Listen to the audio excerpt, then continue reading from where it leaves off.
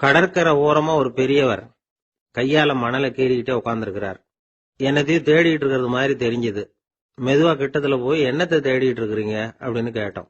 அவரு சாவகாசமா நிமிந்து பார்த்து நிம்மதியை தேடிட்டு இருக்கிறேன்னார். நாங்க ஒரு மாதிரி ஆயிட்டோம். இருந்தாலும் சமாளிச்சுக்கிட்டு, சார், மணல்ல கிழிஞ்சல் தான் கிடைக்கும், நிம்மதி கிடைக்காது அப்படின்னோம். சரி, இன்னைக்கு வசமா நம்ம கிட்ட ஒரு ஆள் மாட்டிக்கிட்டார் அப்படின்னு நினைச்சு அவர் பக்கமா போய் உட்காந்துக்கிட்டு கதை சொல்ல ஆரம்பிச்சிட்டோம். ஒரு பெரிய மன்னர் இருந்தார். அவருக்கு எல்லா வசதியும் இருந்தது. இருந்தாலும் ஒரே ஒரு குறை. அது என்னன்னா நிம்மதி இல்லைங்கிற குறை. அரண்மனையில தினமும் கலை நிகழ்ச்சி, நாட்டியம் எல்லாம் நடந்துகிட்டு தான் இருந்தது. இருந்தாலும் நிம்மதி இல்லை. சரி, நிம்மதி எங்க கிடைக்கும் அப்படின்னு தேட ஆரம்பிச்சார். உடனே அதுக்கான முயற்சிகள்ல தீவிரமா இறங்கினார். நாட்டுல உள்ள தத்துவ மேதைகளை எல்லாம் கூப்பிட்டுட்டு வர சொன்னார். எல்லாரும் சேர்ந்தாங்க. அவங்கள பார்த்து நிம்மதி எங்க இருக்குது அப்படின்னு விசாரிச்சார். அவங்களுக்கு அது தெரிஞ்சா ஏன் இப்படி ராஜா முன்னாடி நின்றுட்டு இருக்க போறாங்க? ராஜாவோட கேள்விக்கு ஒவ்வொருத்தரும் ஒவ்வொரு மாதிரி விளக்கம் கொடுக்க ஆரம்பிச்சிட்டாங்க. எந்த பதிலும் ராஜாவுக்கு திருப்தி அளிக்கக்கூடிய அளவுக்கு இல்ல. சரி, போயிட்டு வாங்கன்னு சொல்லி அவங்கள எல்லாம் அனுப்பி வச்சுட்டார். ஒரு நாள் அவர் மாளிகையில உப்பரிகையில நின்றுட்டு இருக்கிறார். அந்த சமயத்துல தெருவுல ஒரு பிச்சைக்காரன் ரொம்ப உல்லாசமா பாட்டு பாடிக்கிட்டே போயிட்டு இருக்கிறான். குரல்ல ஒரு சந்தோஷம், நடையில ஒரு மிடுக்கு. அவன்கிட்ட கொஞ்சம் கூட கவலை இருக்கிறதா தெரியல. உடனே ராஜா அதை பார்த்தார். ஏவலாளிகளை கைதட்டி கூப்பிட்டார். உடனே ஓடி போய் அந்த பிச்சைக்காரனை இங்க அழைச்சிட்டு வாங்கன்னு உத்தரவு போட்டார். இவங்க உடனே ஓடி போய் அவனை கூப்பிட்டாங்க. அரண்மனைக்கு வாழ்ந்தாங்க. அவன் வரல. அரண்மனைக்குள்ள அடி எடுத்து வைக்க மாட்டேன்னு சொல்லிவிட்டான். ராஜா கிட்ட விஷயத்தை சொன்னாங்க. அவருக்கு ரொம்ப ஆச்சரியம், இப்படி ஒரு ஆள் இருக்கிறானா அப்படின்னு. சரி, அவன் என்னதான் சொல்றான் அப்படின்னு விசாரிச்சார். இவங்க மறுபடியும் தெருவுக்கு போய் கேட்டாங்க. என்ன பார்க்கணும்னா, ராஜா விருப்பப்பட்டாருன்னா அவரை வேணும்னா இங்க வர சொல்லுங்க அப்படின்னு சொல்லிவிட்டான். அதை ராஜா கிட்ட சொன்னாங்க. அவருக்கு கோபம் வரல. இவ்வளவு சுதந்திர உணர்வோட இருக்கிறவன் சாதாரண ஆளா இருக்க முடியாது அப்படின்னு நினைச்சார். உடனே கிடுகிடுன்னு இறங்கி தெருவுக்கு வந்தார். பிச்சைக்காரங்கிட்ட போனார். நீ கவலைப்படாம சந்தோஷமா பாடிக்கிட்டு போறியே, அது எப்படி முடியுது உன்னால அப்படின்னு கேட்டார். ஏன் அப்படி கேக்குறீங்கன்னா, அவன் அதுக்கு இல்ல, எனக்கு அரண்மனையில எவ்வளவோ சுகபோகங்கள்லாம் இருக்கு, இருந்தாலும் நிம்மதி இல்ல. இது ஏன்னு எனக்கு தெரியல. இந்த தேசத்துல உள்ள அறிஞர்களை எல்லாம் கூப்பிட்டு கேட்டு பார்த்துட்டேன், அவங்களுக்கும் தெரியல. உன்னை கேட்டா தெரியும்னு நினைச்சேன், அதனாலதான் சந்திக்கிறதுக்கு ஆசைப்பட்டேன். ஆனா நீ வரமாட்டேன்னுட்டியே அப்படின்னார். பிச்சைக்காரன் கடகடன்னு சிரிக்க ஆரம்பிச்சுட்டான். மகிழ்ச்சிக்கும் உங்களுக்கும் தடையா இருக்கிறது இந்த மாளிகை தான். இதை விட்டுட்டு வெளியில வந்துட்டா நிம்மதி தேடிட்டு வந்துரும்னா. நான் அரசன், எனக்குன்னு கடமைகள் இருக்கு, அதையெல்லாம் விட்டுட்டு எப்படி வர முடியும்னார் ராஜா. ரெண்டும் ஒரே நேரத்துல கிடைக்கணுங்கிறது முடியாத காரியம். உங்க சுகபோகத்துக்கு விலையாதான் உங்க நிம்மதியை கொடுத்துக்கிட்டு இருக்கிறீங்க. என்ன பாருங்க, என்கிட்ட எதுவும் இல்ல, அதனால எதுவும் போயிடுமோங்கிற பயமும் இல்ல, நிம்மதியா இருக்கிறேன் அப்படின்னா அவன். ராஜா உடனே சந்தோஷப்பட்டு தன்னுடைய மேலங்கியை எடுத்து அவனுக்கு பரிசா கொடுத்தாராம். அவன் சிரிச்சுக்கிட்டே அதை வாங்க மாட்டேன்னு விட்டானான். இதை நீங்க எனக்கு கொடுக்கறதுனால எந்த பயனும் இல்ல, அதே நேரத்துல அதை வாங்கிட்டேன்னா அடுத்த வினாடியிலிருந்து அதை எப்படி காப்பாத்துறதுங்கிற கவலை எனக்கு சேர்ந்துரும். அப்புறம் தூக்கம் வராது, நிம்மதி போயிடும் அப்படின்னு சொல்லிவிட்டு அவன் பாட்டுக்கு சந்தோஷமா பாடிக்கிட்டே போயிட்டான். நிம்மதி எங்க இருக்குங்கிறதையும் ராஜா தெரிஞ்சுக்கிட்டார். அந்த இடத்துக்கு தன்னால போக முடியாதுங்கிறதையும் அவர் புரிஞ்சுக்கிட்டார்.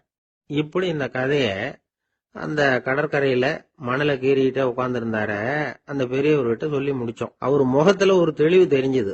எங்களை நிமிர்ந்து பார்த்தார். ரொம்ப நன்றிங்க, இப்ப எனக்கு தெரிஞ்சு போச்சு. நிம்மதி வேணும்னா அதுக்கு என்ன பண்ணணும்னு இப்ப நல்லா புரிஞ்சுக்கிட்டேன் அப்படின்னார். என்ன புரிஞ்சுக்கிட்டீங்கன்னு கேட்டோம். இனிமே இந்த பக்கம் வந்தா உங்க கண்ணுல படாத இடமா பார்த்து உட்காரணும்னு புரிஞ்சுக்கிட்டேன் அப்படின்னார்.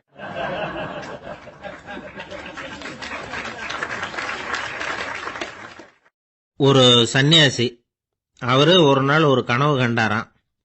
அந்த கனவுல அவர் சொர்க்கத்துக்கு போறார். அங்க ஒரு பெரிய திருவிழா நடந்துகிட்டு இருக்குது. எங்க பார்த்தாலும் அலங்கார வளைவுகள், வண்ணமயமான விளக்குகள், பாதைகள் பூரா மலர்கள், எல்லா கட்டடங்களும் ஒளிமயம். அவ்வளவு கோலாகலமா பிரம்மாண்டமா அந்த திருவிழா நடந்துகிட்டு இருக்குது. அது என்ன திருவிழாங்கிறது இந்த சன்னியாசிக்கு புரியல. அங்க எதிரில் வந்துகிட்டு இருந்த ஒருத்தரை நிறுத்தி, என்ன விசேஷம் இங்க அப்படின்னு விசாரிச்சாராம். உனக்கு தெரியாத விஷயம், இன்னைக்கு இறைவனுக்கு பிறந்த நாள், அதைத்தான் எல்லாரும் சேர்ந்து கொண்டாடுறோம். இதுக்காக பிரம்மாண்டமான ஊர்வலம் ஒண்ணு வரப்போகுது. இறைவனே அந்த ஊர்வலத்துல கலந்துகிறார் அப்படின்னார் அவரு. உடனே அந்த சன்னியாசி ஒரு மரத்து நிழல்ல ஒதுங்கி நின்றுகிட்டார். ஊர்வலம் வந்துகிட்டு இருக்குது. முதல்ல ஒரு குதிரை வந்துகிட்டு இருக்கு. அது மேல ஒருத்தர் உட்காந்துருக்கிறார். அவருக்கு பின்னாடி நிறைய பேர் கூட்டமா வந்துகிட்டு இருக்கிறாங்க. இவ்வளவு கூட்டம் இவர் பின்னாடி வருதே, யார் இவரு அப்படின்னு கேட்டார். ஒரு மதத்தின் பெயரை சொல்லி இவர் அந்த மதத்தின் தலைவர், அவரை பின்பற்றுகிற மக்கள் கூட்டம் பின்னாடி வந்துகிட்டு இருக்குது அப்படின்னு விவரம் சொல்லியிருக்கிறாங்க. இவங்களுக்கு அடுத்தபடியா இன்னொரு குதிரையில ஒருத்தர் வந்துகிட்டு இருக்கிறார். அவருக்கு பின்னாடி ஏகப்பட்ட கூட்டம். இவர் யாருங்க அப்படின்னு கேட்டிருக்காரு சன்னியாசி. அங்க இருக்கிறவங்க விவரம் சொல்லியிருக்கிறாங்க. இன்னொரு மதத்தின் பெயரை சொல்லி இவர் அந்த மதத்தினுடைய தலைவர், அவர் வழியை பின்பற்றுகிறவர்கள் அவர் பின்னாடி கூட்டமா வந்துகிட்டு இருக்கிறாங்க அப்படின்னு இருக்காங்க. இப்படி ஒவ்வொருத்தரா குதிரை மேல வந்துகிட்டே இருக்கிறாங்க. அவங்கள பின்பற்றியும் ஒவ்வொரு கூட்டம் வந்துகிட்டே இருக்குது.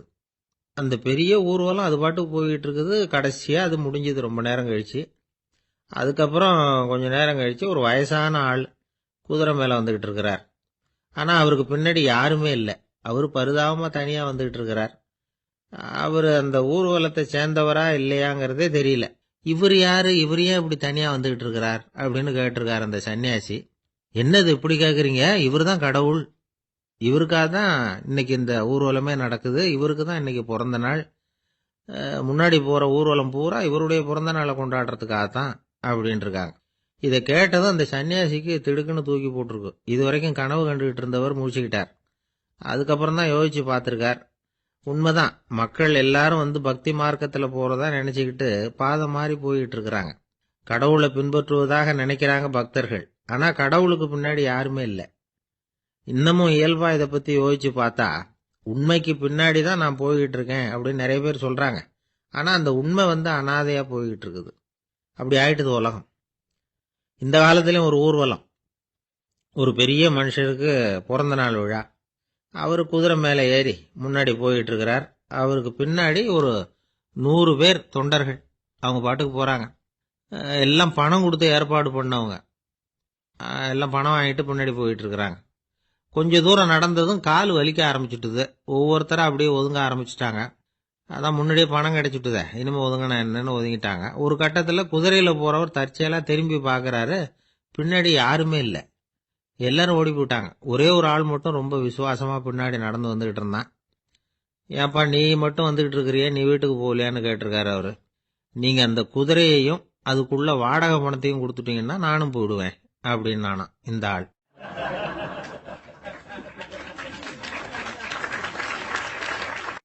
ஒரு ஊர்ல ஒரு ஆள் இருந்தான்.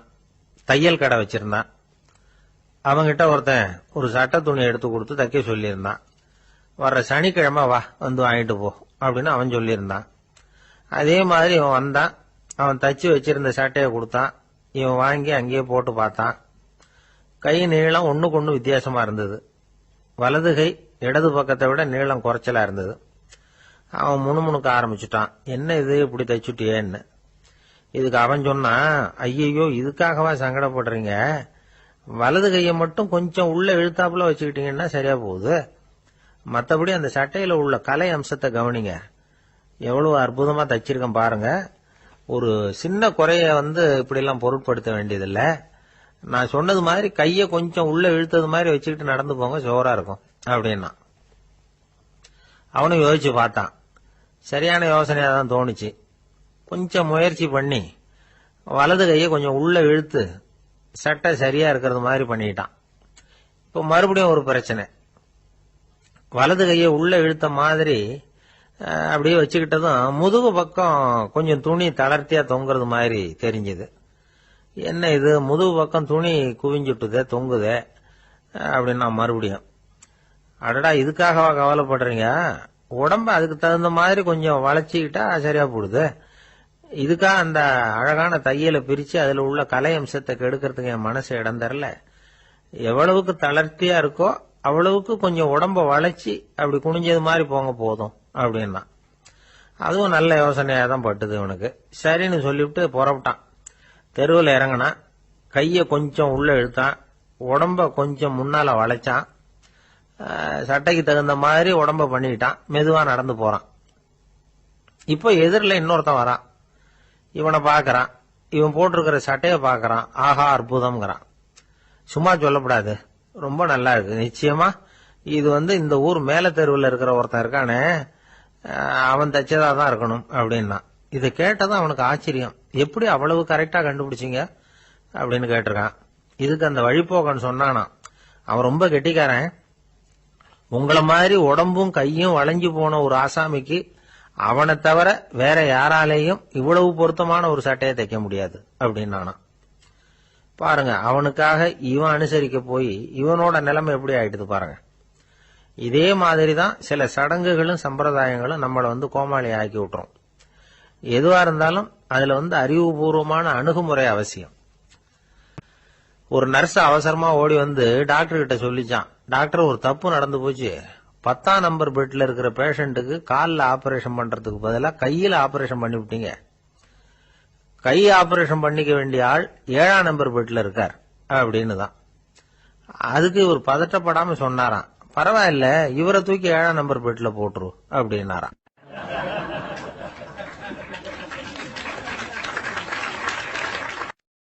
ஒரு ஊர்ல ஒருத்தர் இருந்தார், ரொம்ப நல்லவர், யாருக்காவது ஏதாவது கொடுத்துக்கிட்டே இருப்பார், கொடையாளி. தினமும் யாராவது ஒருத்தருக்கு ஏதாவது கொடுக்கலன்னா அவருக்கு தூக்கம் வராது, அப்படி ஒரு பழக்கம். அது மட்டும் இல்ல, அவர் கொடுக்கறது அடுத்தவங்களுக்கு தெரியாது, அவ்வளவு ரகசியமா அதை கொடுப்பார். வலது கை கொடுக்கறது இடது கைக்கு தெரியக்கூடாதுன்னு சொல்லுவாங்கல்ல, அது மாதிரி அவர். ஒரு நாள் ராத்திரி அவர் ஏற்கனவே தயாரா கட்டி வச்சிருந்த பணம் முடிச்ச கையில எடுத்துக்கிட்டு வீட்டை விட்டு வெளியில வந்தார். தெருவில் இறங்கி நடந்தார். இன்னைக்கு யாருக்கு தர்மம் செய்யறது அப்படின்னு யோசனை பண்ணிட்டு இருட்டுல நடந்து வந்துகிட்டு இருக்கிறார். யாரோ ஒருத்தர் எதிரில் வர்றது மாதிரி தெரிஞ்சுது. உடனே அவர் கிட்ட போனார். தன்கிட்ட இருந்த பணம் முடிச்சு அவசரமா அவர் கையில திணிச்சுட்டு திரும்பி வந்துட்டார். அப்பாடா, ஒரு வழியா யாருக்கும் தெரியாம இன்னைக்கு தர்மம் பண்ணியாச்சு அப்படிங்கிற மகிழ்ச்சி, மன நிறைவு அவர் முகத்துல. நிம்மதியா தூங்கினார். அப்புறம் எழுந்திருச்சார். மறுநாள் காலையில ஊரு பூரா ஒரே பேச்சு. என்ன பேச்சுன்னா, நேத்து ராத்திரி ஒரு திருடன் கையில யாரோ பணத்தை கொடுத்துட்டு போயிருக்கிறாங்க அப்படின்னு எல்லாரும் பேசிட்டு இருக்கிறாங்க. இத கேள்விப்பட்டதும் அந்த பெரியவருக்கு ரொம்ப வருத்தமா போச்சு. அடடா, போயும் ஒரு திருடனுக்கா உதவி பண்ணிருக்கிறோம், பிரயோஜனம் இல்லாம போயிட்டுதே அப்படின்னு நினைச்சார். சரி, இன்னைக்கும் யாருக்காவது உதவி பண்ணணும் அப்படின்னு முடிவு பண்ணினார். ராத்திரி நேரம் வந்தது. இவர் வழக்கம் போல தெருவில் இறங்கி நடந்தார். கையில பணம் முடிச்சு. எதிரில் ஒரு பெண் உருவம் மங்களா தெரிஞ்சது. இவர் உடனே அந்த பெண் கிட்ட பணத்தை கொடுத்துட்டு திருப்தியா திரும்பி வந்துட்டார். மறுநாள் காலையில ஊரு பூரா என்ன பேசிக்கிட்டாங்க தெரியுமா? நேத்து ராத்திரி நெறி தவறி நடக்கிற ஒரு பெண்ணின் கையில யாரோ பணத்தை வச்சுட்டு போயிருக்கிறாங்க அப்படின்னு எல்லாரும் பேசிக்கிறாங்க. அடடா, இன்னைக்கும் தவறுதலா நடந்து போச்சு அப்படின்னு ஒரு வருத்தப்பட்டார். இருக்கட்டும், இன்னைக்கும் ஏதாவது தர்மம் பண்ணுவோம் அப்படின்னு நினைச்சுக்கிட்டாரு. 3வது நாள் ராத்திரியும் புறப்பட்டார். இப்பவும் எதிரில் ஒருத்தர் வந்தார். இவர் பணத்தை கொடுத்தார், திரும்பி வந்துட்டார். மறுநாள் மக்கள் என்ன பேசிக்கிட்டாங்கன்னா, நேற்று ராத்திரி ஒரு செல்வந்தர் கையில யாரோ பணத்தை கொடுத்துட்டு போயிருக்கிறாங்க அப்படின்னு பேசிக்கிட்டாங்களாம். அவருக்கு ரொம்ப வருத்தமா போட்டுது. என்ன இது, தினம் இப்படி ஆகிட்டு இருக்குதே அப்படின்னு நினைச்சுக்கிட்டே படுத்து தூங்கினார். அன்னைக்கு ராத்திரி ஒரு கனவு. அந்த கனவுல இறைவன் சொன்னாராம், இத பாருப்பா, நீ கொடுத்த தர்மம் வீணா போயிடல, உன்கிட்ட பணம் வாங்கின அந்த திருடன் திருந்திட்டான், அந்த பொண்ணும் திருந்திட்டா, அந்த செல்வந்தனும் கொடையாளி ஆயிட்டான், எல்லாருக்கும் உதவி பண்ண ஆரம்பிச்சுட்டான் அப்படின்னு சொன்னாராம். இந்த கதையை சொன்னவர் யாருன்னா நபிகள் நாயகம். இதுல உள்ள கருத்து என்னன்னா, நல்ல மனசோட தர்மம் பண்ணுனா அது வீணா போறதில்லை. இன்னொரு கருத்து, தர்மம் தன்னை மட்டும் அல்ல, அடுத்தவங்களையும் தீமையிலிருந்து காப்பாற்றும். இதுதான் நாம புரிஞ்சுக்க வேண்டியது. இந்த காலத்திலேயும் இது மாதிரி சில சம்பவங்கள் நடக்கிறது உண்டு. ஒரு பெரியவர் இருட்டுல நடந்து வந்துகிட்டு இருந்தாரு. எதிரில் வந்த ஒருத்தன் வலுக்கட்டாயமா ஒரு கையை பிடிச்சி ஒரு பண முடிப்பை கொடுத்து வச்சுக்க சொல்லிவிட்டு விலகி போயிட்டான். பெரியவருக்கு ஆச்சரியம், இந்த காலத்திலயும் இப்படி வலது கை கொடுக்கறது இடது கைக்கு தெரியக்கூடாதுன்னு நினைக்கிற கொடையாளிகள் உண்டு போல இருக்கு அப்படின்னு யோசனை பண்ணிக்கிட்டே நடந்தார். கொஞ்ச தூரம் போயிருப்பாரு. அதுக்குள்ள அதே ஆள் திரும்பி வந்தான். கொடுத்த பண முடிப்பை திருப்பி கொடுங்க அப்படின்னு கேட்டு வாங்கிட்டான். இவருக்கு ஒன்னும் புரியல. ஏன் இப்படி பண்றேன்னார். அது ஒண்ணும் இல்லைங்க, கொஞ்ச நேரம் இதை உங்ககிட்ட கொடுத்து வச்சிருந்தேன், அவ்வளவுதான் அப்படின்னா. ஏன்னு கேட்டார். என்ன பின்னாடி போலீஸ் தேடிக்கிட்டு வந்துகிட்டு இருக்குது, அதுதான் அப்படி பண்ணேன், இப்ப போயிட்டுது, இனிமே ஒன்னும் பயம் இல்லை அப்படின்னு சொல்லிவிட்டு அவன் பாட்டுக்கு நடந்து போறான்.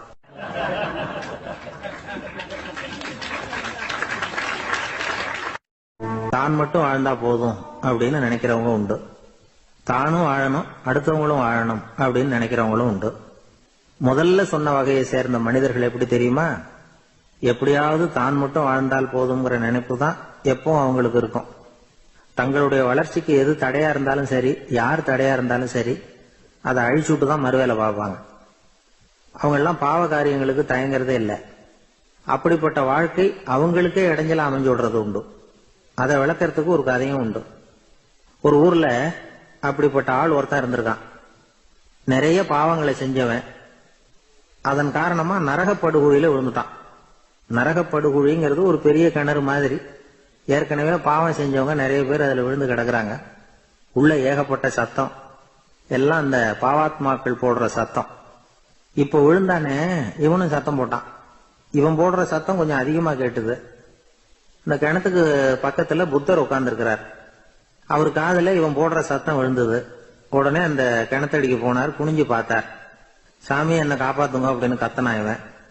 புத்தர் அவனை கொஞ்சம் கவனிச்சு பார்த்தார். மனித சமுதாயத்துக்கு அவன் என்னென்ன கெடுதல் பண்ணிருக்கிறாங்கிற விவரம் எல்லாம் அவர் மனக்கண்ணுல தெரிஞ்சது. அவருக்கு எல்லாம் புரிஞ்சு போச்சு. இருந்தாலும் அவனை காப்பாத்துறதுக்கு ஏதாவது வழி உண்டா அப்படின்னு யோசிச்சார். அவன் தன்னுடைய வாழ்நாள்ல ஏதாவது நல்லது செஞ்சிருக்கானா அப்படின்னு பார்த்தார். ஒரே ஒரு சமயம் அவன் தன்னுடைய காலடியில மிதிபட இருந்த சிலந்தியை மிதிக்காமல் தாண்டி போயிருக்கிறான். இந்த ஒரு காரியத்துக்காக அவனை கரையேற்ற முடியுமா அப்படின்னு நினைச்சார். அவ்வளவுதான்.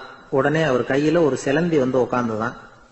அதுகிட்ட இருந்து நூல் இழை வெளிவர ஆரம்பிச்சது. அந்த நூல் இழை கிணற்று ஆழம் வரைக்கும் அப்படியே நீண்டுகிட்டே போச்சான். புத்தர் பார்த்தார். இந்த நூலை பிடிச்சுக்கிட்டு மேலே ஏறி வா அப்படின்னார். என்னங்க சொல்றீங்க? இந்த சிலந்தி நூல் என்ன தாங்குமான்னு கத்தனான். எல்லாம் தாங்கும், அதை பிடிச்சுக்கிட்டு ஏறி வா அப்படின்னார். சந்தேகத்தோடவே அவன் அந்த நூல் இழைய பிடிச்சு இழுத்து பார்த்தான். ரொம்ப வலுவா இருந்தது. அவனுக்கு ஆச்சரியம். அதை பிடிச்சுக்கிட்டே மெதுவா மேல ஏறி வர ஆரம்பிச்சுட்டான். பாதி தூரம் ஏறி வந்திருப்பான். அப்ப அவன் காலுக்கு கீழே ஏதோ சத்தம். என்னன்னு குனிஞ்சு பார்க்கறான். கீழே கிடந்தவங்க சில பேரும் அந்த நூலை பிடிச்சி மேல வந்துகிட்டு இருக்கிறாங்க. இவனுக்கு கோபம் வந்துட்டுது. தன்னுடைய இடுப்புல வச்சிருந்த கத்தியை எடுத்து தன்னுடைய காலுக்கு கீழே நூல் இழைய அப்படியே வெட்டி விட்டுட்டான். இனிமே நாம மட்டும்தான் மேல ஏறி வந்துடணும் அப்படின்னு நினைச்சுக்கிட்டான். ஆனா நடந்தது என்ன தெரியுமா? மொத்த நூல் இழையும் அப்படியே அருந்து கீழே விழுந்துட்டுது. அவனும் பொத்துன்னு கீழே விழுந்துட்டான். மறுபடியும் கத்த ஆரம்பிச்சுட்டான். ஏற்கனவே அவன் செஞ்சிருந்த ஒரு சிறு கருணை அந்த நூல் இழைக்கு உறுதியை கொடுத்தது. இப்ப அவன் செஞ்ச பாவம் அந்த நூல் இழைய வலுவிழக்க செஞ்சுட்டது. அடுத்தவங்களும் வாழணுங்கிற எண்ணம் அவனுக்கு இருந்திருந்தா இப்ப அவனும் கரையேறி வந்திருப்பான், மற்றவங்களும் சௌக்கியமா வந்து சேர்ந்திருப்பாங்க. அதனால நாமும் வாழணும், அடுத்தவங்களும் வாழணும் அப்படின்னு நினைக்கிறவன் வாழ்க்கையில சீக்கிரம் முன்னுக்கு வந்துருவான். ஒருத்தன் ஒரு டாக்டர் கிட்ட போனான். மருந்து வாங்கினான். வாங்கி கொண்டாந்து பேசாம வச்சுட்டான், சாப்பிடல. அப்புறம் எதுக்காகப்பா போய் அவர்கிட்ட மருந்து வாங்கினேன் அப்படின்னு கேட்டாங்க. டாக்டர் வாழணும் இல்லையா, அதனாலதான் அப்படின்னா. அவர் கொடுத்த மருந்து நீ ஏன் சாப்பிடல அப்புறம் அப்படின்னு கேட்டாங்க. நான் வாழணும் இல்லையா, அதுக்காக தான் அப்படின்னா.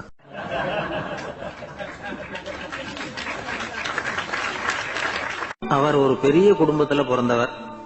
இருக்கிற சொத்துக்கள் எல்லாத்தையும் வாரி வழங்கி விட்டு காட்டுக்கு புறப்பட்டார் தவம் செய்யறதுக்காக. இருந்தது பூராவும் கொடுத்துட்டார். இனிமே எதுவுமே இல்லை கொடுக்கறதுக்கு. அப்போ கடைசியா ஒருத்தன் வந்து கையை நீட்டினானா, ஐயா ஏதாவது கொடுங்கன்னு இருக்கான். அவர் பார்த்தார்.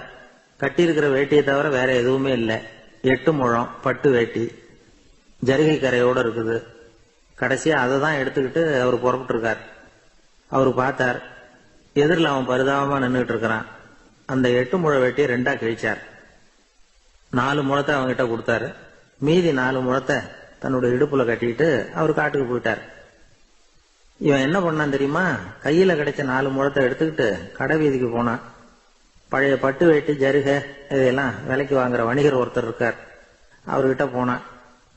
இதை விலைக்கு எடுத்துக்கிறீங்களா அப்படின்னு கேட்டிருக்கான். அவர் வாங்கி பார்த்திருக்கார். ஆஹா, இது ரொம்ப அருமையான வேட்டி, விலை உயர்ந்த ஜருகை, இது ஏது உனக்கு அப்படின்னு கேட்டாரான். அவன் நடந்தது சொல்லியிருக்கான். அப்படின்னா ஒண்ணு செய்ய, இந்த வேட்டியோட இன்னொரு பாதியையும் மெதுவா வாங்கிட்டு வந்துரு, உனக்கு நிறைய பணம் தர்றேன் அப்படின்னாரான் அந்த வணிகர். இவன் கொஞ்சம் யோசனை பண்ணி பார்த்தான். கொஞ்சம் இருங்க, வந்துடுறேன் அப்படின்னு சொல்லிவிட்டு நேரா காட்டுக்கு போனான். அவர் எங்க இருக்காருன்னு தேடி கண்டுபிடிச்சான். அவர் ஒரு இடத்துல தவக்கோலத்துல இருக்கிறார். கட்டியிருந்த இடைவேட்டியும் அவர் அறியாமல் நழுவி கீழே விழுந்து கிடக்குது. இவனுக்கு ரொம்ப வசதியா போச்சு. அவரை கேட்க வேண்டிய அவசியமே இல்லை. மெதுவா சத்தம் போடாம அடி மேல அடி வச்சு நெருங்கினா. அவர் கண்ணை மூடிக்கிட்டு அவர் பாட்டு நின்றுட்டு இருக்கிறார். இவன் மெதுவா போய் கீழே கிடந்த அந்த துணியை எடுத்துக்கிட்டு சத்தம் போடாம திரும்பி நடந்தான். ஒரு 2-3 அடி எடுத்து வச்சிருப்பான். அப்படி ஓட ஆரம்பிக்கிற சமயத்துல அவன் காலில் கீழே கிடந்த முள்ளு ஒண்ணு நறுக்குன்னு தச்சு விட்டுது. வலி தாங்க முடியாம அம்மான்னு கத்திருக்கான். இந்த சத்தத்தினால கண்ணை மூடி நின்றுகிட்டு இருந்த அவரோட தவம் கலைஞ்சது. மெல்ல கண்ணை திறந்து பார்க்கிறார். தன் இடையில இருந்த வேட்டி அவன் கையில இருக்கு. இப்ப அவர் நினைக்கிறார், என்ன நினைக்கிறாருன்னா, இந்த வேட்டி மீது நான் வைத்த ஆசை அல்லவா அவனை திருடனாக ஆக்கி விட்டது அப்படின்னு நினைச்சாராம். இந்த வேட்டி மேல நாம வச்ச ஆசை அவனை திருடும்படி ஆக்கி விட்டதே அப்படின்னு நினைச்சாராம். இது எப்பேற்பட்ட மனநிலை அப்படிங்கறத கொஞ்சம் யோசனை பண்ணி பாருங்க. தான் ஒரு பொருள் மேல வச்ச பற்று இன்னொரு மனிதன் திருடனாக ஆகிறதுக்கு காரணம் ஆயிட்டுதேன்னு நினைக்கிறார். அப்படி நினைச்ச அந்த பெரியவர் யார் தெரியுமா? அவருதான் மகாவீரர். இழந்துட்டேங்கிறிய, நீ என்னத்தை கொண்டுகிட்டு வந்த எங்க இழந்துடுறதுக்கு? நீ என்னத்தை உண்டாக்குன இது அழிஞ்சுட்டுதுன்னு சொல்றதுக்கு? இதுதான் அவருடைய சிந்தனை. இன்றைக்கு நம்ம சிந்தனை எல்லாம் வேற மாதிரி இருக்குது. ஒருத்தன் நடுத்தருவில் உட்காந்து அழுதுகிட்டு இருந்தான். அந்த வழியா வந்தவர் ஒருத்தர், ஏன்பா அழறேன்னு கேட்டாராம். 5 ரூபா சார், இந்த இடத்துல விழுந்துட்டுது, ரொம்ப நேரமா தேடுறேன், கிடைக்காது போல இருக்கு அப்படின்னு சொல்லிவிட்டு அழறான். எப்ப தொலைஞ்சதுன்னு கேட்டாராம் அவரு. அது எனக்கு தெரியாது சார், பணத்தை தொலைச்சவன் தேடி பார்த்துட்டு போயிட்டான், நான் அவனுக்கு பின்னாடி தேட வந்தவன் அப்படின்னு நானா இவன்.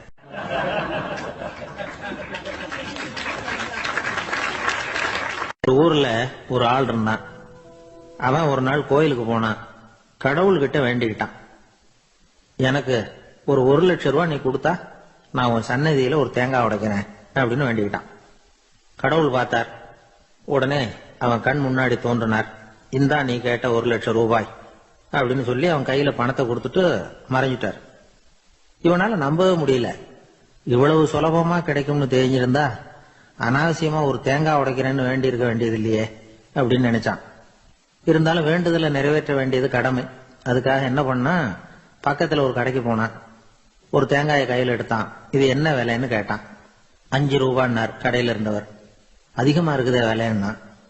அப்படின்னா ஒண்ணு செய்யுங்க, அடுத்த ஊருக்கு போங்க, அங்க தென்னந்தோப்பு அதிகம், அதனால அங்க இதை விட குறைஞ்ச விலைக்கு கிடைக்கும் அப்படின்னார். சரின்னு அடுத்த ஊருக்கு கிளம்புனான். அங்க போய் விசாரிச்சான். ஒரு தேங்காய் 3 ரூபாய் விலைன்னாங்க. இதுவும் அதிகமா தெரியுதேன்னா. அப்படின்னா ஒண்ணு செய்ய, அதுவும் அந்த ஆத்து ஓரமா ஒரு தென்னை மரம் இருக்கு பார், அதுல நீயே ஏறி பறிச்சுக்கோ, ஒரு தேங்காய்க்கு 1 ரூபா கொடுத்தா போதும் அப்படின்னார் அந்த தோப்புக்கு சொந்தக்காரரு. இவனுக்கு மரம் ஏற தெரியாது. இருந்தாலும் ஆசை யார விட்டுது, விலை சல்லிசா இருக்குதே. ஆத்து ஓரம் போனா தட்டு தடுமாறி அந்த மரத்துல ஏறினா அந்த தென்னை மரம் வளைஞ்சி ஆத்து பக்கம் போய் அப்புறம் நிமிர்ந்து இருந்தது. அதாவது மரத்தின் உச்சி சரியா ஆத்துக்கு நடுவுல இருந்தது. ஆத்துல வெள்ளம் கரபுரண்டு ஓடிட்டு இருக்கு. இவன் கடவுள் கொடுத்த 1,00,000 ரூபாயை மடியில வச்சு இறுக்கி கட்டிக்கிட்டான். உச்சிக்கு போய் காய் பறிக்கிற சமயத்துல காத்து மழையும் பலமா கலந்து அடிக்க ஆரம்பிச்சுட்டுது. கால் வழுக்கி விட்டுட்டுது. இவன் சடார்னு ஒரு தென்னை மட்டையை பிடிச்சிக்கிட்டு தொங்க ஆரம்பிச்சிட்டான். கீழே பயங்கரமான வெள்ளம், மடியில 1,00,000 ரூபாய் பணம், என்ன செய்யறதுன்னு தவிக்கிறான். இந்த சமயம் கரையில ஒரு யானை பாகன் யானையை குளிப்பாட்டிக்கிட்டு இருக்கிறான். அது அவன் கண்ணில் பட்டுது. ஐயா ஒரு உதவின்னு கத்துனான். அவன் என்ன செய்யணும்னு கேட்டான். உன் யானையை மெதுவா இங்க அழைச்சிட்டு வா, எனக்கு நேரா கீழே நிறுத்து, என் காலை பிடிச்சி மெதுவா கீழே இறக்கி விட்டுரு, என் மடியில இருக்கிற பணத்துல உனக்கு 10,000 ரூபாய் தரேன் அப்படின்னா. அவன் பார்த்தான், காலை கைய பிடிச்சா கூட எவனும் இந்த காலத்துல 10 ரூபாய்க்கு மேல தரமாட்டேங்கிறான், இவன் காலை பிடிச்சா 10,000 தர்றேங்கிறான் அப்படின்னு யோசனை பண்ணா. உடனே யானையை கொண்டுட்டு போனான். அவனுக்கு நேரா கீழே நிறுத்தினான். அவன் காலை பிடிச்சான். அவ்வளவுதான். அந்த நேரம் பார்த்து யானை மெதுவா நடந்து அப்பால போட்டுது. இப்ப யானை பாகன் அவன் காலை கெட்டியா பிடிச்சிட்டு தூங்குறான். பரிதாபமா மேல பாக்குறான். அவன் மட்டையை பிடிச்சிட்டு தூங்குறான். இப்ப யானை பாகன் சொல்றான், தம்பி மட்டையை விட்டுறாத, கெட்டியா பிடிச்சுக்கோ, நான் உனக்கு 10,000 ரூபாய் தரேன், இதோ மடியில் தான் வச்சிருக்கேன்னா. மேல தொங்குறவனுக்கு இந்த நிலைமையிலேயும் ஒரு சந்தோஷம், மேற்கொண்டு ஒரு 10,000 ரூபாய் நமக்கு கிடைக்கும் போல இருக்கே அப்படின்னு. இந்த சமயத்துல ஒருத்தன் ஒட்டகத்தை ஓட்டிட்டு வந்தான் அந்த பக்கமா குளிப்பாட்டுறதுக்கு. யானை பாகம் பார்த்துட்டான். ஐயா ஒட்டகக்காரரே, அதை இங்க கொண்டுட்டு வா, எங்க காலை பிடிச்சி பத்திரமா இறக்கி விடு, நாங்க பணம் கொடுக்குறோம்னா. அவனும் பணத்துக்கு ஆசைப்பட்டு வந்தான். அவன் காலை பிடிக்கிற சமயம் ஒட்டகமும் நழுவி போட்டுது. இப்ப 3 பேருமே வரிசையா தொங்குறாங்க. ஒட்டகக்காரன் கத்துறான், தம்பி மட்டையை விட்டுறாத, கெட்டியா பிடிச்சுக்கோ, நான் என் மடியில இருக்கிற 5000 உனக்கு தந்துடுறேன்னா. மேல தொங்குறவனுக்கு இன்னமும் சந்தோஷம். இவனும் பணம் தர்றேங்கிறான்.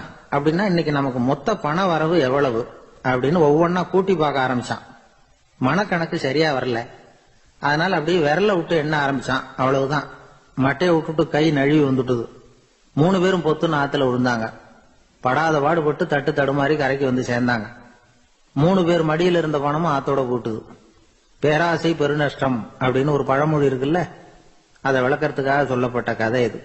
நம்மள மாதிரி ஒரு ஆசாமி அவன் நம்மள மாதிரியே கற்பனை பண்ணான்.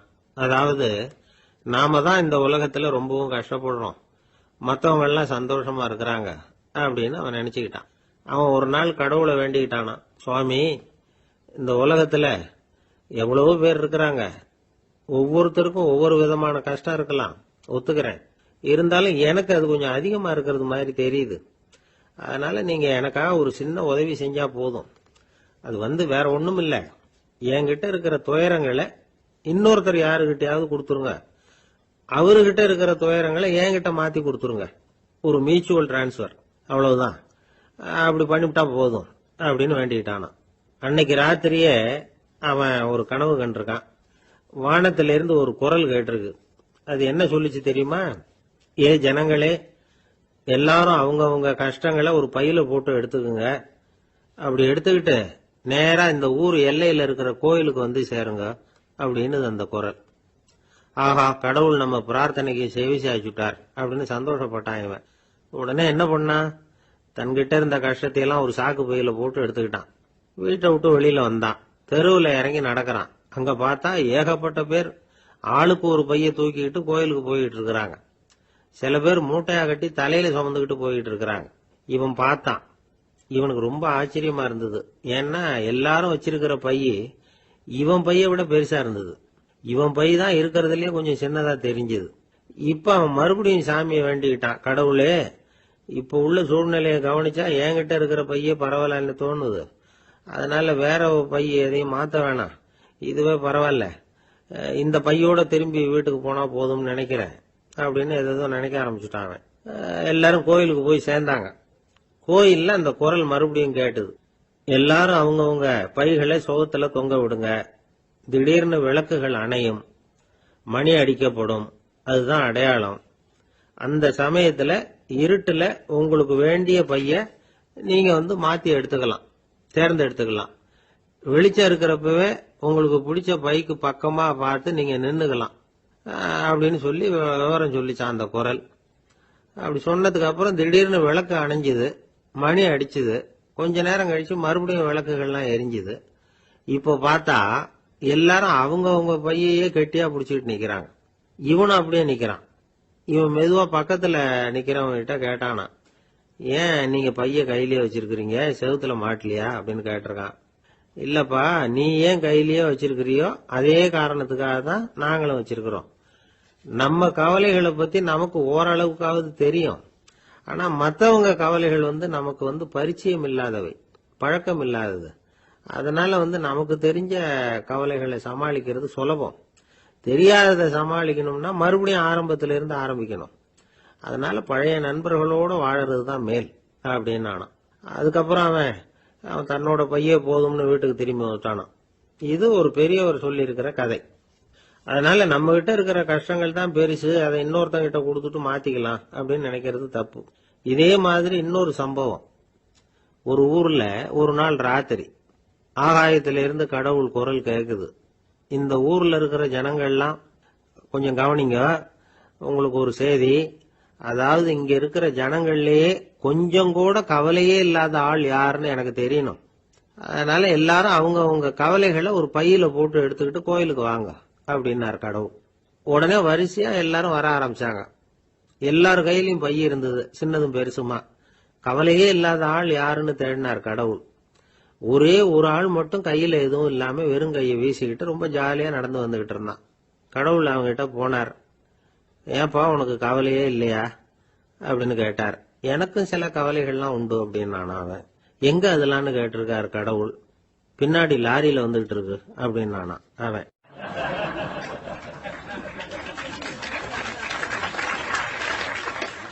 அசோக மன்னர் வந்துகிட்டு இருக்கார். அவருடைய ஆலோசகர்கள் எல்லாம் பக்கத்துல வந்துகிட்டு இருக்கிறாங்க. அந்த சமயத்துல எதிரில ஒரு புத்த பிக்ஷு வர்றார். அசோகர் பாக்குறார். ஓடி போய் அவர் காலில் விழுந்து வணங்குறார். அசோக மன்னரின் தலை அந்த புத்த துறவியின் பாதத்துல பட்டுக்கிட்டு இருக்கு. பக்கத்துல நின்றுகிட்டு இருந்த அமைச்சருக்கு இது ரொம்ப சங்கடமா போச்சு. ரொம்ப வருத்தப்பட்டார். நம்ம அசோக சக்கரவர்த்தி எப்பேற்பட்டவர், அவரோட தலை ஒரு சன்னியாசியின் பாதத்துல படுறதா அப்படின்னு நினைச்சு ரொம்ப கவலைப்பட்டார். அரண்மனைக்கு திரும்பினதும் அமைச்சர் மெதுவா ஆரம்பிச்சார். அரசே, எனக்கு ரொம்ப வருத்தமா இருக்குது அப்படின்னார். எதுக்குன்னார் மன்னர்.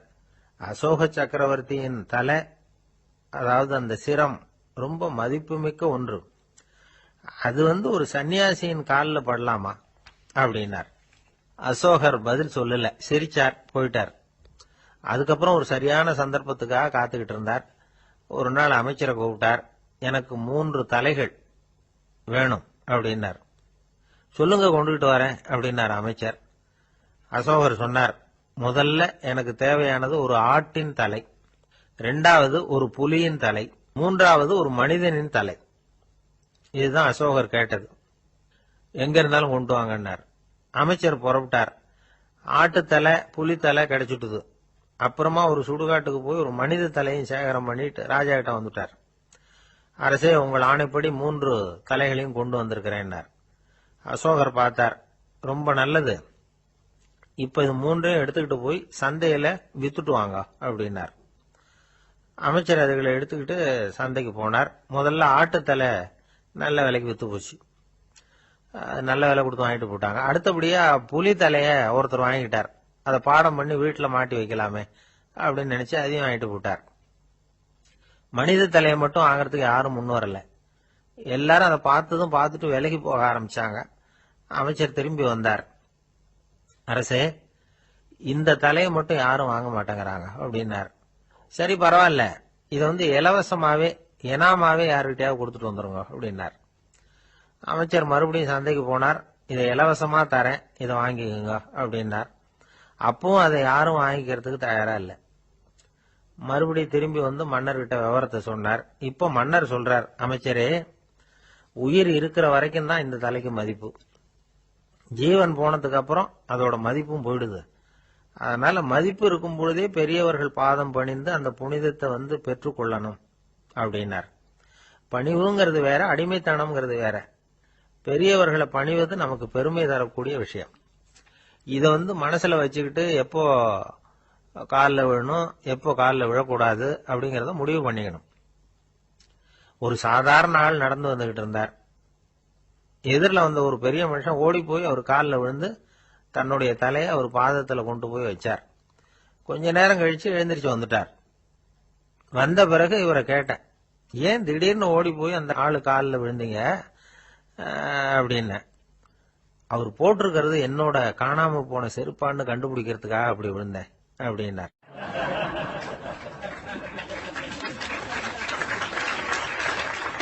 ஒரு காட்டுல ஒரு நரி இருந்தது. ஒரு நாள் காலை நேரம் அது தன்னுடைய இருப்பிடத்திலிருந்து வெளியில வந்தது. கொஞ்ச தூரம் நடந்து வந்தது. அப்பதான் அது தன்னோட நிழலை கவனிச்சு பார்த்தது. பார்த்தா அது ரொம்ப நீளமா பெருசா இருக்குது. காலை நேரத்துல நிழல் அப்படித்தானே இருக்கும். ஆனா அந்த நரிக்கு அந்த விஷயம் தெரியல. தன்னுடைய நீண்ட பெரிய நிழலை பார்த்து ஆச்சரியப்பட்டது. ஆஹா, நாம இவ்வளவு பெருசாவா இருக்கிறோம் அப்படின்னா என்னுடைய காலை சாப்பாட்டுக்கு ஒரு யானை இல்லைன்னா ஒரு ஒட்டகம் கிடைச்சாதான் சரியா இருக்கும் போல இருக்கு அப்படின்னு முடிவு பண்ணிட்டுது. உடனே ஒரு யானை அல்லது ஒட்டகத்தை தேடி அலைஞ்சது, எங்க கிடைக்கும்னு. கிடைக்கவே இல்லை. மத்தியானம் 12 மணி ஆயிட்டுது. பசியோட அலையுது. இப்ப தன்னோட நிழலை பார்த்தது. அது மத்தியான நிழல் எப்படி இருக்கும், அது ரொம்பவும் குறுகி போய் தெரிஞ்சது. உடனே அந்த நரி என்ன நினைச்சுக்கிட்டு தான் தெரியுமா, காலை ஆகாரம் சாப்பிடாததுனால நம்ம உடம்பு இப்படி அழிச்சு போட்டுதே அப்படின்னு நினைச்சுக்கிட்டு தான். கொஞ்ச நேரம் கழிச்சு மறுபடியும் தன்னுடைய நிழலை பார்க்குது. அது இன்னமும் குறுகி போய் காலடியிலேயே வந்துட்டுது. அதுக்கு பயமா போயிடுது. ஐயோ, இன்னும் கொஞ்ச நேரத்துல நாம இறந்துருவோம் போல இருக்க. இப்ப என்ன செய்யறது? இந்த சமயத்துல ஒரு எறும்பு கிடைச்சா கூட போதும், அதை நம்ம காலை ஆகாரமா நினைச்சு சாப்பிட்டுள்ளாமே அப்படின்னு நினைச்சுதான். நம்முடைய நிழல் கூட நம்மள மாதிரியே தான் அடிக்கடி மாறிக்கிட்டே தான் இருக்குது. அது எப்பவும் ஒரே மாதிரி இருக்கிறது இல்ல. மனிதனுக்கு ஏற்படுகிற தன்முனைப்பு இருக்கு பாருங்க, ஈகோ, அது கூட ஒரு நிழல் மாதிரி தானா.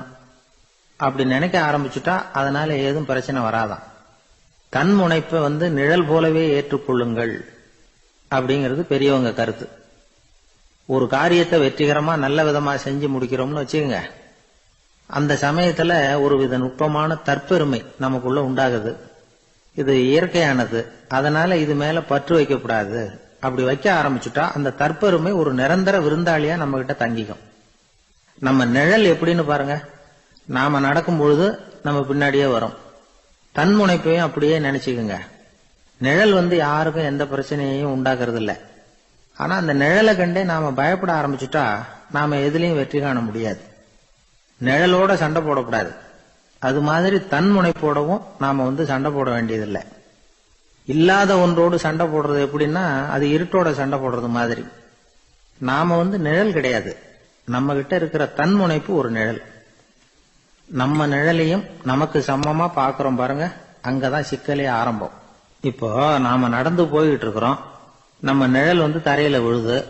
யாரோ ஒருத்தர் நம்ம நிழல் மேல காலை வச்சு நடந்து போறார். உடனே அவர்கிட்ட சண்டைக்கா போறோம், ஏண்டா என் நிழலை மிதிச்ச அப்படின்னு. நமக்கு தெரியும் அது நிழல் தாங்கிறது. அவர் உங்க மேல நடக்கல, உங்களுடைய நிழல் மேலதான் நடக்கிறார். அது மாதிரி உங்க தன்முனைப்பின் மேல யாராவது நடந்தா உங்களை அவமானப்படுத்துறதா நினைக்கிறீங்க. காரணம், நாமளும் நம்ம தன்முனைப்பும் ஒண்ணுங்கிற நினைப்பு தான் காரணம், மற்றபடி வேற ஒண்ணும் கிடையாது. நம்ம நிழல் மேல நடக்கிறவர் நம்மளை காயப்படுத்துறது இல்ல. தன்முனைப்பை வேண்டாத ஒன்னாவும் பார்க்க வேண்டியதில்லை. அது இயற்கை. நிழலை உங்க முன்னாடி வைக்க வேணாம், அது உங்க பின்னாடியே இருக்கட்டும். நிழலின் நிழலாகி விடாதீர்கள், நீங்கள் நீங்களாகவே இருங்கள். இதுதான் சான்றோர் சிந்தனை. ஒரு பேருந்துல ஒரே நெரிசல். ஒருத்தர் பக்கத்துல நின்றுகிட்டு இருந்தவர்கிட்ட ரொம்ப பணிவா விசாரிச்சார், ஏன் சார் நீங்க ஏதாவது பெரிய உத்தியோகத்துல இருக்கிறீங்களா அப்படின்னார். அப்படிலாம் ஒண்ணும் இல்லைங்க என்னார் அவரு. அப்படின்னா வேற ஏதாவது அரசியல்ல பெரிய பதவியில் இருக்கிறீங்களா அப்படின்னு கேட்டார். அதுவும் இல்லைங்கன்னார்.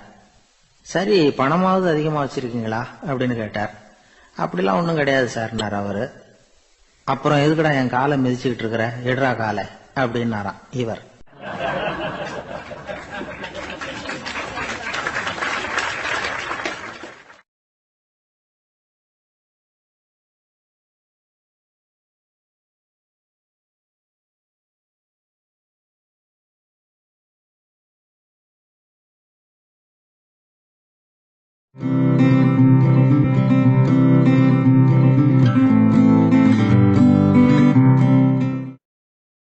நாட்டுல நல்லவங்க ஒருத்தர் 2 பேர் இருக்கிறதுனால தாங்க மழையே பெய்யுது அப்படின்னு சொல்றது உண்டு. நல்லார் ஒருவர் உளரேல் அவர் பொருட்டு எல்லாருக்கும் பெய்யும் மழை. சில சமயம் ரொம்ப பேர் திடீர்னு நல்லவங்களா ஆயிடுவாங்க போல இருக்கு. அதனாலதான் விடாம பேய் மழையா கொட்டி தீர்த்துடுது. எல்லாரும் நல்லவங்களாயிட்டா உலகமே தாங்காது போல இருக்க. அப்பப்ப ஒருத்தர் 2 பேர் நல்லவங்களாகணும், அப்பதான் சீரா மழை பெய்யும். மாசத்துக்கு 3 பேர் நல்லவங்களானா மாதம் மும்மாரி பொழியும். இதெல்லாம் வேடிக்கை பேச்சு. இப்போ இதெல்லாம் ஒரு பக்கம் இருக்கட்டும், இப்போ விஷயத்துக்கு வருவோம். ஒரு கும்பல்ல நல்லவன் யாரு அப்படிங்கறத எப்படி கண்டுபிடிக்கிறது? இதுக்கு ஒரு வேடிக்கை கதை உண்டு. என்னுடைய நண்பர் ஒருத்தருக்கு அவங்க பாட்டியம்மா சொன்ன கதையா அது. அது என்ன கதைன்னா, ஒரு ஊர்ல ஒரு சமயம் பலமான மழை பெய்ய ஆரம்பிச்சுட்டு தான். இடி மின்னல் ரொம்ப கடுமையா இருந்திருக்குது. ஆரம்பிச்ச மழை வர வர கடுமையா ஆகிட்டு இருக்குதே தவிர நிக்கிற பாடா தெரியல. ஊரு ஜனங்கள்லாம் பார்த்தாங்க. இதுக்கு மேலேயும் வீட்டுக்குள்ள இருந்தா ஆபத்துங்கிறத புரிஞ்சுக்கிட்டாங்க. ஏன்னா வீடெல்லாம் இடிஞ்சு விழுந்துருமோங்கிற பயம். உடனே எல்லாரும் புறப்பட்டு ஊருக்கு பொதுவா இருந்த ஒரு மண்டபத்துல போய் தங்கிக்கிட்டாங்க. மின்னல் கடுமையா இருந்தது, இடி எந்த நேரத்திலையும் விழலாம்ங்கிற நிலைமை. எப்போ விழலாம்னு பார்த்துக்கிட்டு இருக்குது. அந்த மண்டபத்துல இருந்த ஜனங்கள் மனசுக்குள்ள ஒரு பயம். நம்ம கூட்டத்துல யாராவது ஒரு கெட்டவன் பாவம் பண்ணவன் இருந்தா கூட இடி இந்த மண்டபத்துல விழுந்துரும், அது எல்லாருக்கும் ஆபத்து அப்படின்னு நினைச்சாங்க. சரி, இதுக்கு என்ன பண்ணலாம் அப்படின்னு யோசனை பண்ணாங்க. அந்த கூட்டத்தில் ஒரு பெரியவர் இருந்தார். அவரு ஒரு யோசனை சொன்னார். இதை பாருங்க, அதுக்கு ஒரு வழி இருக்கு. அதோ எதிர்த்தாப்புல கொஞ்சம் தூரத்தில் ஒரு உயரமா மரம் ஒன்று இருக்கு பாருங்க. பொதுவா இடி சுலபமா விழறது அது மாதிரி உயரமான மரத்துல தான். நம்ம கூட்டத்தில் இருக்கிறவங்க எல்லாரும் ஒவ்வொருத்தரா போய் அந்த மரத்தை தொட்டு விட்டு திரும்பி வந்துடணும். நம்மள பாவம் பண்ணவன் யாரோ அவன் அந்த மரத்தை தொடுற சமயத்துல இடி விழுந்துரும். அவன் மட்டும் போயிடுவான். மண்டபத்தில் இருக்கிற நாமெல்லாம் பொழைச்சிக்கலாம் அப்படின்னு ஐடியா கொடுத்தாரு அந்த பெரியவர். இது நல்ல யோசனையா பட்டது. எல்லாரும் ஒத்துக்கிட்டாங்க. ஒவ்வொருத்தரா போய் அந்த மரத்தை தொட்டு விட்டு திரும்பி வந்தாங்க. இடி எதுவும் விழல. இன்னமும் பாவம் பண்ண ஆசாமி அதை போய் தொடல போல இருக்கு அப்படின்னு நினைச்சுக்கிட்டாங்க. ஒவ்வொருத்தரா போறாங்க. எல்லாரும் போய் தொட்டு விட்டு வந்தாச்சு. இன்னும் ஒரே ஒரு ஆசாமி தான் பாக்கி. கடைசியா இருந்த அந்த ஆள் பயந்துட்டான். இது வரைக்கும் இடி விழலைன்னா இப்ப என்ன அர்த்தம்? இப்ப நாம தான் பாக்கி, நாம தான் தப்பு பண்ண ஆள் போல இருக்கு அப்படின்னு நினைச்சுட்டான். அதனால துணிச்சலா போய் தொடுறதுக்கு பயந்தான். தயங்கிக்கிட்டே இருந்தான். இருந்தாலும் மற்றவங்க எல்லாம் சும்மா இருப்பாங்களா? கட்டாயப்படுத்தி கழுத்தை பிடிச்சி தள்ளாத குறையா அவனை தள்ளி விட்டாங்க. போய் தொட்டுட்டு வாடான்னு. அவன் நடுங்கிட்டே போய் அந்த மரத்தை தொட்டான். அதே வினாடி ஒரு பயங்கரமான மின்னல் இடி விழுந்துட்டுது. எங்க விழுந்தது தெரியுமா? அந்த ஆள் மேல இல்ல, மண்டபத்துல விழுந்தது. மண்டபத்துல இருந்தவங்க பூரா காலி. அந்த ஒரு ஆள் மட்டும் புழைச்சிக்கிட்டான். இந்த ஒரு ஆளை காப்பாத்துறதுக்காக தான் இடி மண்டபத்துல விழாம இருந்திருக்குது. இதுதான் கதை. அதனால நல்லவங்க எப்படியும் தப்பிச்சுக்குவாங்க அப்படிங்கிறது ஒரு நீதி.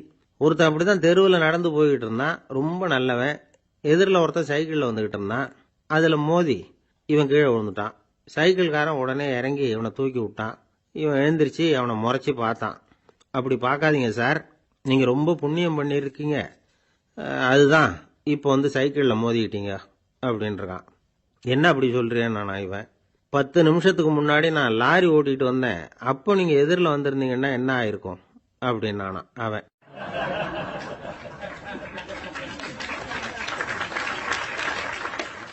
ஒரு பெரிய அரசன் இந்த உலகம் பூராவையும் ஆண்டுகிட்டு இருந்தான். ரொம்ப காலம் அப்படி அரசாட்சி பண்ணிக்கிட்டு இருந்தான். திடீர்னு அவனுக்கும் சில எதிரிகள் முளைச்சாங்க. அவங்கெல்லாம் ஒன்று சேர்ந்து இவனை தோற்கடிச்சுட்டாங்க. தோத்து போனது இவனுக்கு பயம் வந்துட்டுது. எங்க எதிரிகள் நம்ம கொண்டுடுவாங்களோ அப்படின்னு. வெளியில வந்தா தனக்கு ஆபத்துன்னு பயந்துகிட்டு யாருக்கும் தெரியாம ஒரு குகைக்குள்ள போய் பதுங்கி கிடக்கிறான். நிலைமைய பாருங்க. முதல் நாள் அரண்மனையில அதிகாரம் பண்ணிக்கிட்டு இருந்தவன் மறுநாள் குகையில பயந்து போய் பதுங்கி கிடக்கிறான். ராத்திரி நேரம் வந்தது. பசி வயத்தை கிள்ளுது. பிச்சை எடுத்து சாப்பிட வேண்டிய நிலைமை. பிச்சை எடுக்கிறதுக்கு பாத்திரம் வேணுமே, என்ன பண்றது அப்படின்னு அங்கேயும் இங்கேயும் பாக்குறான். ஒரு மூலையில யாரோ விட்டுட்டு போன ஒரு ஓடு கிடக்குது. அதை எடுத்துக்கிட்டு புறப்பட்டான். இருட்டுல வழி புரியல. ஏதோ ஒரு யூகத்துல காலை மெதுவா எடுத்து வச்சு நடந்து போயிட்டு இருக்கிறான். வழியில ஒரு கருப்பு நாய் படுத்து கிடந்தது. இருட்டுல அவன் இது கண்ணுக்கு சரியா தெரியல. அவனுக்கு தவறி போய் காலை வச்சுட்டான். அது மேல நாய் சும்மா இருக்குமா? வள்ளுன்னு விழுந்து கடிச்சு விட்டுது. காலை பாக்குறான். காலத்தையும் நினைச்சு பாக்குறான். அரண்மனையில வீரக்கழல் அணிந்த காலை உடைய மன்னா அப்படின்னு புகழ்வாங்களே புலவர்கள்லாம். ஆனா அது இன்னைக்கு நாய் கடிச்ச காலம் ஆயிட்டுதே அப்படின்னு நினைக்கிறான். அது மட்டும் இல்ல, முன்னாடி எல்லாம் பொற்கிண்ணங்கள்ல தான் அவன் சாப்பிடுவான். ஆனா இப்போ உடைஞ்சு போன ஓட்டு, அது ஓட்டை கையில வச்சுக்கிட்டு நிக்கிறான். அதுல ஏதாவது யாராவது சாப்பாடு போடுவாங்களான்னு. முன்னாடி எல்லாம் நிறைய பேர் அரண்மனைக்கு வருவாங்க. அரசருக்கு காணிக்கைன்னு சொல்லி இவன் காலடியில கொண்டாந்து கொட்டுவாங்க. அப்போலாம் இவன் அந்த ஜனங்களுடைய முகத்தை திரும்பி கூட பாக்குறது இல்ல. ரொம்ப கர்வமா உட்காந்துருப்பான். அதே ஆளு இன்னைக்கு எல்லார் கண்ணுலயும் படுறது மாதிரி பிச்சை எடுத்துக்கிட்டு இருக்கிறான். அப்போலாம் காணிக்கைகளை தன்னுடைய கையால வாங்குறது தனக்கு கௌரவ குறைச்சல்னு நினைச்சு தன்னுடைய வேலைக்காரங்களை விட்டு தான் அதை வாங்க சொல்லுவான். இப்போ பாத்தீங்கன்னா அவனே தன் கையாலேயே பிச்சை வாங்குறான். நினைச்சு பாருங்க. அந்த மனுஷன் முத நாள் அரசன், மறுநாள் பிச்சைக்காரன். எவ்வளவு வித்தியாசம்! செல்வம் தான் இப்படி ஒரு வித்தியாசம் ஏற்படுறதுக்கு காரணம். அப்படிப்பட்ட செல்வம் வாழ்க்கையை நடத்துறதுக்கு நமக்கு தேவைதான். ஆனா அதையே நாம் அடைய வேண்டிய பயனா நினைக்கிறோம் பாருங்க, அதுதான் வேடிக்கை. இத நம்மாழ்வார் அழகா ஒரு பாசுரத்துல சொல்றார். ஒரு நாயகமாய் ஓட உலகுடன் ஆண்டவர், கருணாய் கவர்ந்த காலர், சிதைகிய பானையர், பெருநாடு காண இம்மையிலே பிச்சைதாம் கொள்வர், திருநாரணன் தாழ் காலம் பெற சிந்தித்து உய்மினோ அப்படிங்கிறார் நம்மாழ்வார். ஒரு பெரிய பணக்காரர் ஒரு துறவிகிட்ட போய், சாமி என்கிட்ட நிறைய பணம் இருக்கு, இருந்தாலும் நிம்மதி இல்ல, என்னால நிம்மதியா இருக்க முடியல, என்ன காரணம்னு கேட்டாராம். உடனே அந்த துறவி இதுக்கு நேரடியா பதில் சொல்லாம பக்கத்துல நின்றுகிட்டு இருந்த ஒரு குழந்தைய கூப்பிட்டார். அது ஓடியாந்தது. ஒரு ஆப்பிள் பழத்தை எடுத்து அது கையில கொடுத்தார். அதை வாங்கிக்கிட்டு குழந்தை சிரிச்சுது. இன்னொரு பழத்தை எடுத்து கொடுத்தார். அதை இன்னொரு கையில வாங்கிட்டு சிரிச்சுது. மூணாவது ஆப்பிள் எடுத்து கொடுத்தார். 2 பழத்தையும் நெஞ்சில் அணைச்சிக்கிட்டு 3வது பழத்தையும் வாங்கறதுக்கு முயற்சி பண்ணிச்சு. ஆனா அது உடனே நழுவி கீழே விழுந்து உருண்டு ஓடிச்சு. ஏற்கனவே இருந்ததும் விழுந்துட்டுது. இப்ப அந்த குழந்தை அழ ஆரம்பிச்சுட்டுது. இப்ப அந்த துறவி பணக்காரர்கிட்ட சொன்னாராம், குழந்தைய கவனிச்சியா? 2 ஆப்பிள் போதும்னு அது நினைச்சிருந்தா இப்போ அது அழ வேண்டிய அவசியம் வந்திருக்குமா அப்படின்னாராம். எதுவுமே அளவுக்கு மிஞ்சினா துன்பம்தான். இந்த காலத்துல இதெல்லாம் யாரு காதுல வாங்குறாங்க? ஒருத்தனை நல்ல வழிக்கு கொண்டு வரணும்னு நினைச்சு அவனை கூப்பிட்டு உட்கார வச்சு இந்த கதையை சொல்லிட்டு இருந்தாங்க. சொல்லிவிட்டு அந்த குழந்தை செஞ்சது தப்பு தானே அப்படின்னு கேட்டிருக்கிறாங்க. ஆமாம், தப்பு தான். நானா இருந்தா அப்படி செஞ்சிருக்க மாட்டேன் நானா இவன். 2 பழமே போதும்னு சொல்லியிருப்பியா அப்படின்னு கேட்டிருக்காங்க. அப்படி இல்லைங்க, அவர் கொடுக்க கொடுக்க ஒவ்வொரு பழமா வாங்கி பின்னாடி வச்சுட்டு மறுபடியும் கையை நீட்டுவேன் அப்படிங்கிறானா. இவெல்லாம் எந்த காலத்துல திருந்துறது?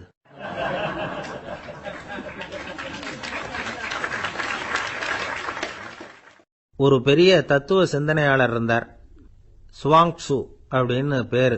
அவருடைய மனைவி ஒரு நாள் திடீர்னு காலமாயிட்டாங்க.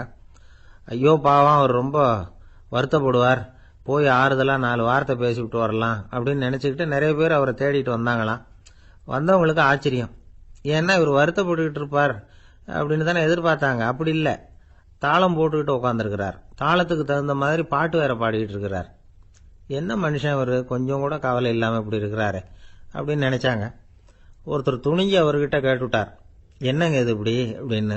அதுக்கு அவர் என்ன சொன்னார் தெரியுமா? இதை பாருங்க, என்னுடைய மனைவி பிறக்கிறதுக்கு முன்னாடி அவளுக்கு உயிரும் கிடையாது, உடலும் கிடையாது.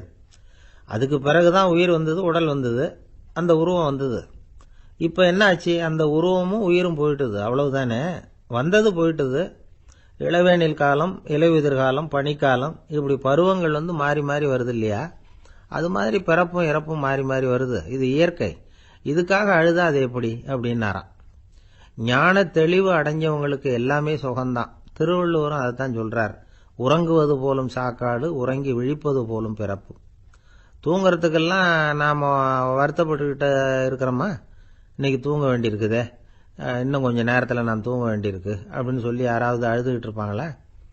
அதனால் இந்த உலக வாழ்க்கையினுடைய இயல்பை யதார்த்தத்தை நாம தெளிவாக புரிஞ்சுக்கணும்.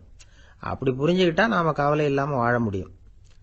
ஒரு வயசான தாத்தா பாட்டி 60 வருஷத்துக்கு முன்னாடி அவங்களுக்கு கல்யாணம் ஆச்சு. ஒன்னாவே வாழ்ந்தாங்க, ஒன்னாவே இறந்து போனாங்க. இப்போ அவங்க 2 பேரும் சொர்க்கத்துக்கு போய் சேர்ந்தாங்க. அங்கே எல்லா வசதியும் இருந்தது. ஒரு பெரிய பங்களாவே இவங்களுக்கு ஒதுக்கி கொடுத்தாங்களாம். இதுக்கு எவ்வளவு வாடகைன்னு கேட்டார் தாத்தா. வாடகையெல்லாம் கிடையாது, இலவசம் அப்படின்னார் அங்க இருந்தவர். அந்த வீட்டுக்கு பின்னாடி ஒரு பெரிய புல்வெளி இருந்தது. இதுல விளையாட ஏதாவது கட்டணம் உண்டான்னு கேட்டிருக்காரு தாத்தா. அதெல்லாம் ஒன்றும் கிடையாது, பணம்லாம் கட்ட வேண்டியதில்லை அப்படின்னார் அவரு. பக்கத்துல ஹோட்டல் மாதிரி ஒரு பெரிய கட்டடம், உள்ள சாப்பாட்டு மேஜைகள், அது மேல விதவிதமான பலகாரங்கள். சாப்பாட்டுக்கெல்லாம் எவ்வளவு அப்படின்னு விசாரிச்சாராம் தாத்தா. அதுதான் சொன்னேனே, இங்க எல்லாமே இலவசம்தான், எது வேணும்னாலும் சாப்பிடலாம், எவ்வளவு வேணும்னாலும் சாப்பிடலாம் அப்படின்னாரா. நீங்க சொல்றீங்க அப்படி, ஆனா நான் சர்க்கரை சேர்த்துக்க கூடாது, உப்பு சேர்த்துக்க கூடாது, பாட்டி கையால எப்பவும் பத்திய சாப்பாடு தான் அப்படின்னாராம் தாத்தா. இதை பாருங்க, இங்க உங்களுக்கு அந்த கவலையும் வேண்டியதில்லை. இங்க நீங்க ஸ்வீட்டு சாப்பிடலாம், காரம் சாப்பிடலாம், உங்களுக்கு எந்த நோயும் வராது அப்படின்னாராம் அங்க சொர்க்கத்தில் இருந்தவர். இதை கேட்ட உடனே அந்த தாத்தா பக்கத்துல நின்ன பாட்டியை பார்த்து கத்தினாராம், அடி பாவி, எல்லாத்தையும் கெடுத்துட்டிய, நீ எனக்கு பத்திய சாப்பாடு போடாம கண்டதை திங்க விட்டுருந்தா 10 வருஷத்துக்கு முன்னாடியே நான் இங்க சேர்ந்திருப்பேனே அப்படின்னாராம்.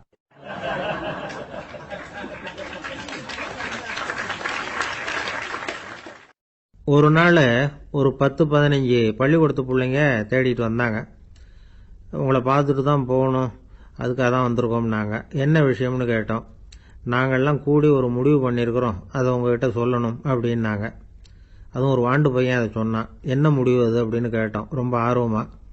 அதை இப்போ சொல்ல மாட்டோம், எங்களுக்கு பிடிக்கிற மாதிரி ஏதாவது ஒரு தகவல் சொன்னால் அதுக்கப்புறம் நாங்கள் அதை சொல்கிறோம் அப்படின்னா அந்த வாண்டு பையன். சரி, சின்ன பையன்கிட்ட இன்னைக்கு வசமாக மாட்டிக்கிட்டோம் அப்படின்னு நினச்சிக்கிட்டு அவங்களுக்கு தகுந்த மாதிரி ஒரு கதை சொல்ல ஆரம்பித்தோம். அது என்ன கதைன்னா, ஒரு பெரிய காடு, அதில் பலவிதமான மிருகங்கள். அந்த காட்டுக்கு ஒரு சிங்கம் தான் ராஜா. எப்பவும் காட்டுக்கு அது தானே ராஜா. ஒரு பெரிய யானைக்கு இது பொறுக்கலை. என்ன இது எப்போ பார்த்தாலும் இங்கே சிங்கத்துக்கே ராஜா பதவி கிடைக்குது, நான்லாம் எவ்வளவு பலசாலியா இருக்கிறேன், அப்படி இருந்தும் எனக்கு அந்த பதவி கிடைக்கலையே அப்படின்னு தனக்குள்ள பொறுமிக்கிட்டே இருந்தது. ராஜா பதவியை நினைச்சு ரொம்ப ஏக்கம், அதுக்கு பதவி மோகம். இந்த சமயம் பார்த்து ஒரு குள்ள நரி கூட்டம் அதை தேடிட்டு வந்தது. ஐயா பெரியவங்களே, நீங்க இந்த காட்டுக்கு ராஜாவா இருக்க ஆசைப்படுறீங்க, அதுல ஒன்றும் தப்பு இல்லை. ஆனா அதுக்கு முன்னாடி நீங்க எங்க கூட்டத்துக்கு கொஞ்ச நாள் தலைவரா இருங்க, அதாவது ராஜாவா இருங்களேன், உங்களுக்கும் ஒரு ட்ரைனிங் கிடைச்சது மாதிரி இருக்கும் அப்படின்னு சொல்லியிருக்குது இந்த கூட்டம், குள்ள நரி கூட்டம். இதை கேட்ட உடனே யானைக்கு ரொம்ப சந்தோஷம் தாங்கலை. அதுதான் எப்பன்னு பதவிக்காக காத்துக்கிட்டு இருக்குதே. இருந்தாலும் கொஞ்சம் பிகுவோட, சரி நீங்கள்லாம் இவ்வளவு தூரம் என்ன தேடிட்டு வந்து கேட்கறதுனால மறுக்க முடியல அப்படின்னு ரொம்ப ஏதோ அவளுக்கு சிரமப்பட்டு ஒத்துக்கிறது மாதிரி ஒத்துக்கிட்டது. ஏதோ உங்க ஆசைக்கு கட்டுப்படுறேன், கொஞ்ச நாள் உங்க கூட்டத்துக்கு ராஜாவா இருக்கிறதுக்கு சம்மதிக்கிறேன் அப்படின்னுது. உடனே அந்த யானை ராஜ நட போட ஆரம்பிச்சுட்டுது. யானை சாதாரணமா நடந்தாவே எப்படி இருக்குங்கிறது நமக்கு தெரியும், அதுவே ராஜ நட நடந்தா எப்படி இருக்கும் கற்பனை பண்ணி பாருங்க. யானை முன்னாடி கம்பீரமா போய்கிட்டு இருக்குது, தலைவர் இல்லையா, அதனால குள்ள நரிகள்லாம் ரொம்ப அடக்கமா அது பின்னாடி அணிவகுத்து போயிட்டு இருக்குது. ராஜா வாழ்க, மன்னர் வாழ்க அப்படின்னு கோஷம் வேற. யானைக்கு தலைகால புரியல, அவ்வளவு சந்தோஷம். அந்த யானைக்கு செருக்கு, ஆணவம் எல்லாம் ஏற்பட்டு போச்சு. அதுக்கப்புறம் அது தரையை பார்க்குமா, நிமிர்ந்து நடக்க ஆரம்பிச்சுட்டுது. தரையை பார்க்கறதே இல்லை. அப்படி போயிட்டு இருக்கிறப்போ ஒரு சதுப்பு நிலத்துல திடீர்னு காலை வச்சுட்டுது. அவ்வளவுதான், கால் உள்ள போயிட்டுது. இன்னொரு காலை எடுத்து வச்சுது, அதுவும் உள்ள போயிட்டுது. அந்த 2 காலையும் எடுக்கிறதுக்காக அடுத்த 2 காலையும் அழுத்திச்சு, அதுவும் உள்ள போக ஆரம்பிச்சுட்டுது. இப்ப 4 காலம் வசமா சேத்துல அழுந்தி போச்சு, எடுக்க முடியல. குள்ள நரிகள்லாம் அதை சுத்தி சுத்தி வந்தது. சிலது சுத்தி நின்று டான்ஸ் ஆட ஆரம்பிச்சுட்டுது யானையை பார்த்துட்டு. இதை யானை பார்த்தது. என்ன இது தலைவர், நான் தவிச்சுக்கிட்டு இருக்கிறேன், தொண்டர்கள்லாம் சுத்தி நின்று வேடிக்கை பார்த்துக்கிட்டு இருக்கிறீங்க, டான்ஸ் ஆடுறீங்க அப்படின்னு கேட்டுதான். தொண்டர்களே, தலைவர் நான் தவிச்சுக்கிட்டு இருக்கிறது உங்களுக்கு தெரியலையா? இப்போ உடனே உங்க தலைவரை காப்பாற்ற வேண்டியது உங்க கடமை இல்லையா அப்படின்னு கத்துச்சான் அந்த யானை.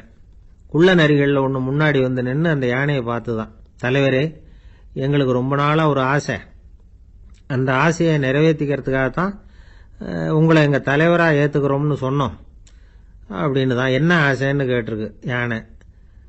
யானை கறி சாப்பிட்டு பார்க்கணுங்கிறது எங்களுக்கு ரொம்ப நாளா ஆசை, அது இன்னைக்கு தான் நிறைவேற போகுது அப்படின்னு தான் அந்த நரி. இதை கேட்ட உடனே அந்த யானை அப்படியே மூர்ச்சி ஆயிட்டு தான். நரிகள்லாம் அது மேலே ஏறி குதற ஆரம்பிச்சுட்டு தான்.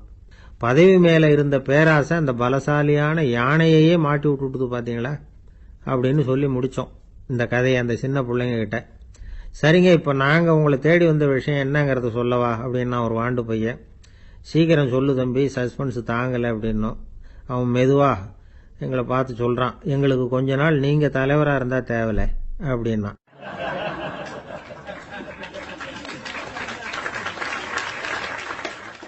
ஒரு காட்டுல ஒரு முனிவர் இருந்தார். ஒரு நாள் அவரை தேடிட்டு 4 பேர் வந்தாங்க.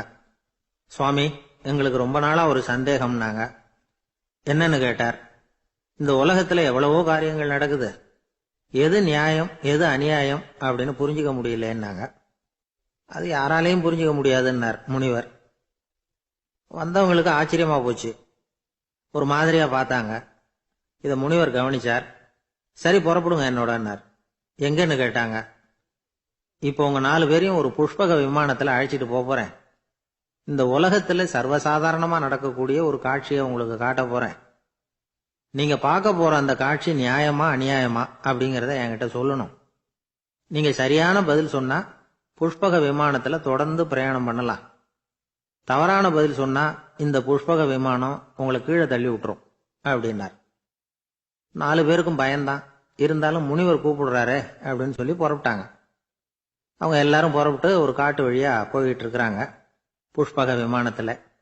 அங்க நடக்கிற ஒரு காட்சியை காட்டுறார் முனிவர். அதோ அங்க பாருங்கன்னார். அந்த விமானத்துல இருந்தபடியே எல்லாரும் கீழே குனிஞ்சு பாக்குறாங்க. அங்க ஒரு தாய் புலி அப்பதான் குட்டி போட்டிருக்கு. குட்டிகளை ஈன்ற உடனே பசிக்கு இறை தேடி அந்த பக்கமா வருது. அதே நேரம் ஒரு தாய் மான், அதுவும் அப்பதான் குட்டி போட்டிருக்கு. அதுவும் இதே மாதிரி குட்டிகளை ஈன்ற உடனே பசிக்கு இறை தேடி அந்த பக்கமா வருது. இப்ப அந்த புலி அந்த மானை அடிச்சு போட்டுடுது, அதுவும் சாப்பிடுது, குட்டிகளுக்கும் கொடுக்குது.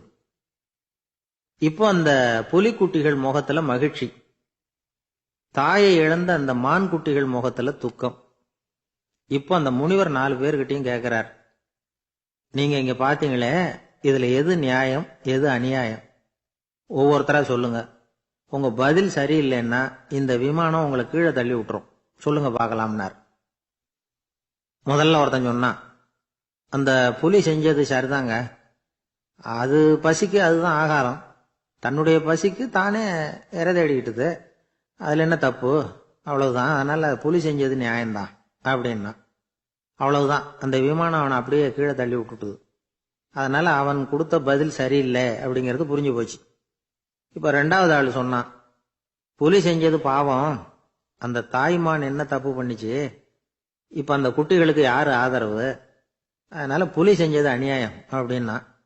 அவ்வளவுதான், அவனையும் கீழே தள்ளி விட்டுடுது அந்த விமானம். இந்த பதிலும் சரியில்லை அப்படின்னு ஆயிட்டுது. இப்ப 3வது ஆள் வந்தான். முதல்ல 2 பேர் கீழே விழுந்ததை பார்த்துக்கிட்டு இருந்தான். அதனால அவன் சொன்னான், ரெண்டுமே நியாயம்தாங்க, புலி இறை தேடினதும் இயற்கை, அதுக்கு மான் இரையானதும் இயற்கை, அதனால இதுல ஒன்றும் தப்பு இல்லைன்னா. அவ்வளவுதான், அவனையும் அந்த விமானம் கீழே பிடிச்சி தள்ளி விட்டுது. இப்ப 4வது ஆள் வந்தான். முனிவர் கேட்டார், நீயாவது சொல்லுப்பா, இந்த செயல்ல எது நியாயம்னார். அவன் தெளிவா பதில் சொன்னான். அதாவது என்ன சொன்னான்னா, எனக்கு தெரியல அப்படின்னா.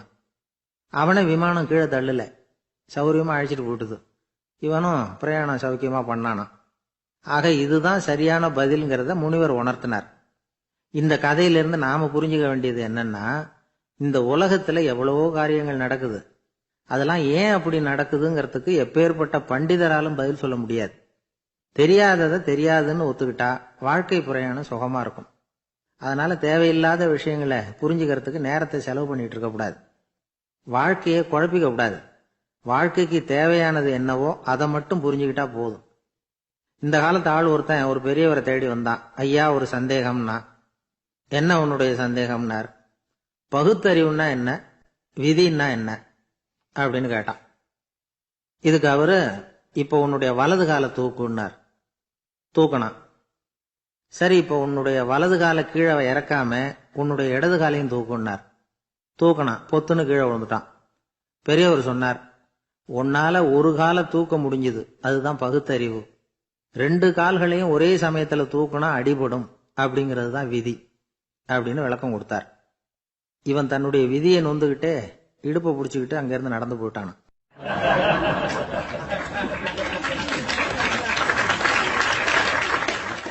ஒரு ஊர்ல ஒரு கோயில் இருந்தது. ரொம்ப பழைய கோயில். உள்ள போறதுக்கே பயமா இருக்கும், எந்த நேரத்துல இடிஞ்சு விழுந்துருமோ அப்படிங்கிற பயம். அப்படி இருந்ததுனால யாரும் துணிஞ்சு சாமி கும்பிடுறதுக்கு அங்க போறதில்ல. கோயிலுக்கு வர்ற கூட்டம் கொஞ்சம் கொஞ்சமா குறைய ஆரம்பிச்சுட்டுது. கோயில் நிர்வாகிகள் எல்லாரும் கூடி உட்காந்து பேசினாங்க. என்ன பண்ணலாம்னு யோசனை பண்ணாங்க.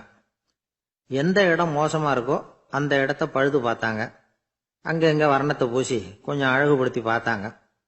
ஏதோ இந்த ஊர்ல கோயில்னு ஒண்ணு இருக்கு, அது மக்களுக்கு தெரியணும் அப்படிங்கிறதுக்காகத்தான் இப்படிலாம் பண்ணாங்க. இருந்தாலும் கோவில் இருக்கிற நிலைமை மக்களுக்கு தெரியும், அதனால அங்க வர்றது குறைச்சிக்கிட்டாங்க அவங்க. ஒரு கட்டத்துல யாருமே வர்றதில்ல, நிலைமை அந்த அளவுக்கு ஆயிட்டுது. மறுபடியும் கோவில் நிர்வாகிகள் கூட்டம் நடந்தது. இந்த கூட்டம் கூட கோயிலுக்கு உள்ள நடக்கல, இடிஞ்சு விழுந்துருமோங்கிற பயம். அதனால வெளியில தான் உட்காந்து கூட்டத்தை நடத்தினாங்க. ஏன்னா உள்ள போறதுக்கு அவங்களுக்கும் துணிச்சல் கிடையாது, எந்த நேரமும் விழுந்துரும் போல இருந்தது அது.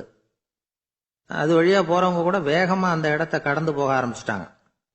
கோவில் நிர்வாகிகள் வெளியில உட்காந்து கூட்டம் போட்டாங்க இல்லையா, அந்த கூட்டத்துல 4 தீர்மானங்களை நிறைவேற்றினாங்க. அது என்ன 4 தீர்மானம்னா, முதல் தீர்மானம், இந்த கோவிலை இடிப்பது அப்படிங்கிற முடிவை இந்த கமிட்டி மிகவும் வருத்தத்துடன் ஏற்றுக்கொள்ளுகிறது அப்படின்னு நிறைவேற்றினாங்க. இதுக்கு பதிலா இன்னொரு கோவிலை உடனடியாக கட்டி முடிச்சுடணுங்கிறது 2வது தீர்மானம். 3வது தீர்மானம் என்ன தெரியுமா, பழைய கோவிலின் கதவுகள், அதிலிருந்து பிரிச்சு எடுக்கிற செங்கல், இதையே புது கோவில் கட்டுவதற்கு பயன்படுத்தி கொள்ள வேண்டியது. பழைய கோவில் இருந்த மாதிரியே அதே வடிவத்துல புது கோவிலையும் கட்ட வேண்டியது. பழைய கோவிலின் அஸ்திவாரத்தை அப்படியே வச்சுக்கிட்டு அதுக்கு மேல நாம கோயிலை கட்டிக்க வேண்டியது. இதுதான் 3வது தீர்மானம். இதையும் கமிட்டி முழு மனசோட ஏத்துக்கிட்டது. இது வரைக்கும் சரி. இப்ப அந்த கமிட்டி 4வதா ஒரு முக்கியமான தீர்மானத்தை கொண்டுகிட்டு வந்து அதையும் ஏகமனதா நிறைவேற்றி விட்டது. அது என்ன தீர்மானம்னா, புதிய கோவில் கட்டி முடிக்கிற வரைக்கும் பழைய கோவிலை இடிக்கிறதில்லை அப்படிங்கிற தீர்மானம். எப்படி இருக்குது பாருங்க இது. பழசை இடிக்காத வரையில அதே இடத்துல புதுசா எப்படி கட்ட முடியும்? பல விஷயங்கள்ல நாம நடந்துகிற முறையும் இப்படிதான் இருக்குதான். வாழ்க்கையில முன்னேறணும்னு ஆசைப்படுவோம். அதே நேரத்துல அந்த முன்னேற்றத்துக்கு எது தடையா இருக்கோ அதை விட்டு விடுறதுக்கும் மனசு வராது. வெளிநாட்டுல ஒரு பெரிய விருந்து நடந்துகிட்டு இருந்துதான். எல்லாரும் மது கோப்பையும் கையுமா அலைஞ்சுகிட்டு இருக்கிறாங்க. ஒருத்தர் மட்டும் கையில எதுவும் இல்லாம ரொம்ப நல்ல பிள்ளையா சாதுவா ஒரு ஓரமா தனியா உட்கார்ந்துருக்கிறார். அவர்கிட்ட நெருங்கி வாங்க மது சாப்பிடலாம் அப்படின்னு கூப்பிட்டாங்களாம். என்ன வற்புறுத்தாதீங்க, நான் என் மனசுக்குள்ள உறுதியா தீர்மானம் பண்ணிவிட்டேன் அப்படின்னாராம். என்ன தீர்மானம் பண்ணியிருக்கீங்க அப்படின்னு கேட்டிருக்காங்க. ஏற்கனவே முழு போதையில் இருக்கும் பொழுது மறுபடியும் மது கோப்பையை தொடரதில்லை அப்படின்னு தீர்மானம் பண்ணியிருக்கேன் அப்படின்னாராம்.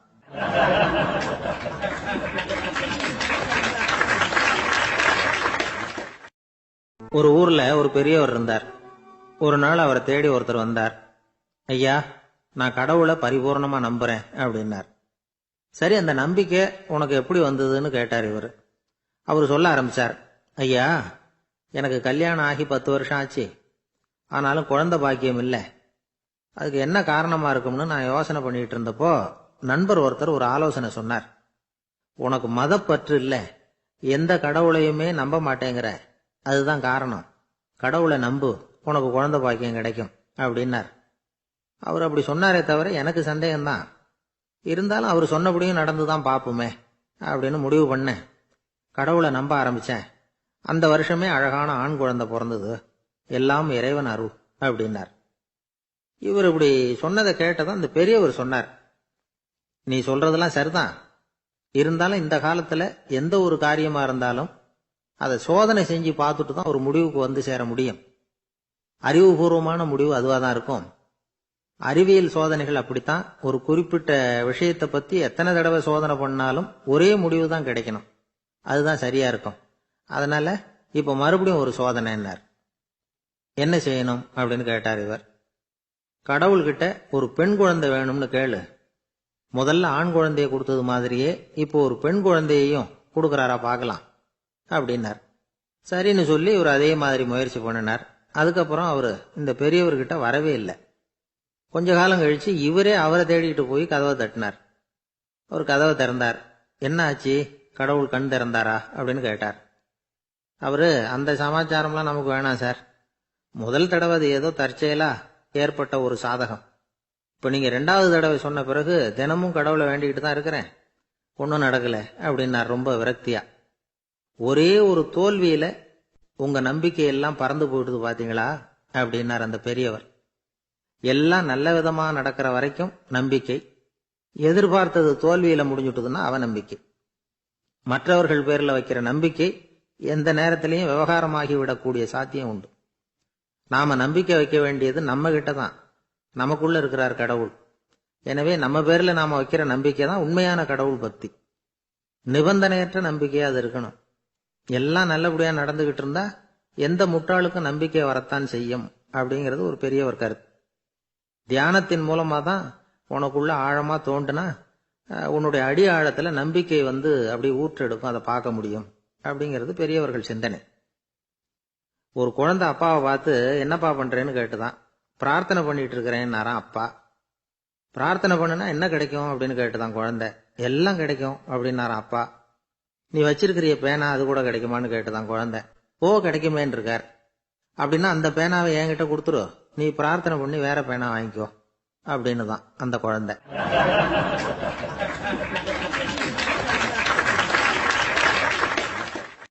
ஒரு ஊர்ல ஒரு குரு இருந்தார், ஜென் குரு. அவரை தேடிட்டு ஒரு மன்னர் வந்தார். வந்தவர் ஜப்பான் மன்னர். தோட்டக்கலையை பத்தி தெரிஞ்சுட்டு போறதுக்காக அவர் வந்தார். எப்படி தோட்டம் அமைக்கிறது அப்படிங்கறத பத்தி அந்த குரு விவரமா சொல்லி கொடுத்தாரு. 1 நாள் 2 நாள் இல்ல, 3 வருஷம் கத்து கொடுத்தார். அதுக்கப்புறம் சொன்னார், நான் கத்து கொடுத்துட்டேன், இனிமே நீங்க போகலாம், போய் தோட்டம் அமைக்கலாம். அதுதான் உங்களுக்கு பரிசை. தோட்டம் அமைச்ச பிறகு சொல்லி அனுப்புங்க, நான் வந்து பாக்குறேன். நீங்க இங்க என்னவெல்லாம் கத்துக்கிட்டீங்களோ அதையெல்லாம் அங்க செயல்முறையில செஞ்சு காட்டுங்க அப்படின்னு சொல்லி அனுப்பி வச்சார். மன்னர் போனார். அரண்மனைக்கு பக்கத்திலேயே ஒரு பெரிய தோட்டத்தை உண்டு பண்ணினார். அழகான மரங்களையும் செடிகளையும் உருவாக்கினாரு. கிட்டத்தட்ட 1000 தோட்டக்காரர்களை பயன்படுத்தி 3 வருஷங்கள் முயற்சி பண்ணி அந்த அழகான தோட்டத்தை உருவாக்கினார். குரு கிட்ட இருந்து செய்தி வந்தது, நாளைக்கு வந்து தோட்டத்தை பார்க்கறேன் அப்படின்னு. மன்னர் உடனே சுறுசுறுப்பாயிட்டார். முதல் நாளே தோட்டத்தை சுத்தப்படுத்தினார். ராத்திரி பூரா யாரும் தூங்கல. எல்லாருக்கும் தோட்டத்தை ஒழுங்குபடுத்துற வேலை. அது அந்தந்த இடத்துல ஒழுங்கா இருக்குதா அப்படின்னு சரி பார்த்தாங்க. ஒரு தவறும் இல்லாத வகையில் அதை ஒழுங்குபடுத்தினாங்க. மறுநாள் குரு வந்தார், தோட்டத்தை பார்த்தார். அவருக்கு கோபம் வந்துட்டுது. மன்னருக்கு ஆச்சரியம், எப்பவும் சிரிச்சுக்கிட்டே இருக்கிறவர் இப்ப எப்படி இருக்கிறாரே அப்படின்னு. மெதுவா குரு கிட்ட போய் எல்லாம் சரியா தானே இருக்குது அப்படின்னார். எல்லாம் சரிதான், ஆனாலும் எங்கே அந்த பொன்னிற காற்று அப்படின்னார். உதிர்ந்த இலைகள், பொன் மஞ்சள் நிற இலைகள் காற்றில் அப்படி புரண்டு ஓடுவதை நான் பார்க்க முடியவில்லையே அப்படின்னாராம். அது இல்லாம இந்த தோட்டம் உயிரோட்டம் உள்ளதா இருக்காது, இதுல பாடல் இல்லை, ஆடல் இல்லை, அதெல்லாம் இல்லாம இந்த தோட்டம் ரொம்பவும் செயற்கையா தெரியுதேன்னாராம். மன்னர் இப்பதான் யோசனை பண்ணார். கீழே கிடந்த காஞ்சி போன இலைகள் மட்டும் இல்ல, மரத்துல இருந்த காஞ்சி போன இலைகளையும் அப்புறப்படுத்தி சுத்தமா வச்சிருக்கிறார். இறப்பும் வாழ்க்கையினுடைய ஒரு பகுதி தான். மரணம்ங்கிறது வாழ்க்கைக்கு எதிரானது அல்ல, அதை நிரப்பும் ஒரு பகுதி தான் அது. மரணம் இல்லையில் வாழ்க்கையே இல்லை அப்படிங்கிறது பெரியவங்க கருத்து. இப்ப அந்த தோட்டம் அழகா தான் இருக்குது, இருந்தாலும் அது ஒரு ஓவியம் மாதிரி உயிர் இல்லாமல் இருக்கு. குரு ஒரு வாளியை கையில எடுத்துக்கிட்டார். தோட்டத்தை விட்டு வெளியில போனார். ஏற்கனவே வீசி எறிந்த அந்த சருகுகளை எல்லாம் அள்ளி கொண்டுட்டு வந்தார். உள்ள எல்லா இடங்கள்லயும் அதை வீசினார். உடனே காத்து அந்த காய்ந்த சருகுகளையும் பழுத்த இலைகளையும் அசைக்க ஆரம்பிச்சுட்டுது. இப்போ அங்க சலசல சத்தம், சங்கீதம், இலைகளின் நடனம். ஓவியம் மாதிரி இருந்த அந்த தோட்டத்துக்கு இப்போ உயிர் வந்துட்டுது. இதுதான் அந்த பொன்னான காற்று அப்படின்னாராம் குரு. மன்னருக்கு புரிஞ்சுது. மிகப்பெரிய ஜென் கேள்வி ஒன்று உண்டு. உம்மான் அப்படிங்கிற ஒரு பெரிய குருவை பார்த்து துறவி ஒருத்தர் கேட்டாராம், இலைகள் எல்லாம் கீழே விழுந்து மரங்கள் மொட்டையாக இருக்கும் பொழுது என்ன நடக்கும்? இதுதான் கேள்வி. இதுக்கு உம்மான் சொன்ன பதில் பொன்னான காற்று, தி கோல்டன் விண்ட் அப்படின்னாராம். இதுக்கு என்ன விளக்கம்னா, உன்னுடைய எண்ணங்கள் எல்லாம் உன்னுடைய மனசிலிருந்து கீழே விழுந்து உனது உள்ளுணர்வானது மொட்டையாக நிற்கும் நிலைதான் அது. உனது வேர்களின் அருகில் காற்று வீசுகிறது. எல்லா எண்ணங்களும் உன்னிலிருந்து வெகு தூரத்துக்கு புரண்டு கொண்டே சென்று விடுகிறது. நீ அவற்றை கடந்து விட்டால் நீ அவைகளுக்கெல்லாம் மேலெழுந்து கீழே பார்ப்பவனைப் போல நிற்க ஆரம்பித்து விடுவாய். அதுதான் தியானம் என்பது அப்படின்னு சொல்றாங்க. தியானம்ங்கிறது எண்ணத்துக்கு எதிரானது இல்ல, தியானம்ங்கிறது எண்ணங்களை கடந்து செல்வதுதான். அதுக்கப்புறம் நாம பொன்னிற காற்றுல ஆட ஆரம்பிச்சிருவோம். இதுதான் பெரியவர்கள் சொல்றது. என்கிட்ட ஒருத்தர் தோட்டம் அமைக்கணும்னு யோசனை கேட்டு வந்தார். எல்லாம் சொல்லி கொடுத்தேன். செடிகள்லாம் செழிப்பா வளரணும்னா வேர் காயாம பாத்துக்குங்க, தினமும் தண்ணி விடுங்க அப்படின்னு சொல்லி அனுப்பி வச்சேன். 1 மாசம் கழிச்சு ஒரு தோட்டத்தை பாக்கிறதுக்காக போனேன். போய் பார்த்தா எல்லா செடியும் வாடி கிடக்குது. என்னங்க இப்படி பண்ணிவிட்டீங்கன்னு. நீங்க சொன்னபடிதான் செஞ்சேன்னார். என்ன செஞ்சீங்கன்னு கேட்டேன். வேறு காயாம பாத்துக்க சொன்னீங்க, தினமும் ஒரு தடவை எல்லா செடியையும் ஒவ்வொன்னா புடுங்கி பார்த்து வேர் காயாம இருக்கா அப்படின்னு பார்த்துட்டு அதுக்கப்புறம் தண்ணி பாய்ச்சனே, அவ்வளவுதான் அப்படின்னார்.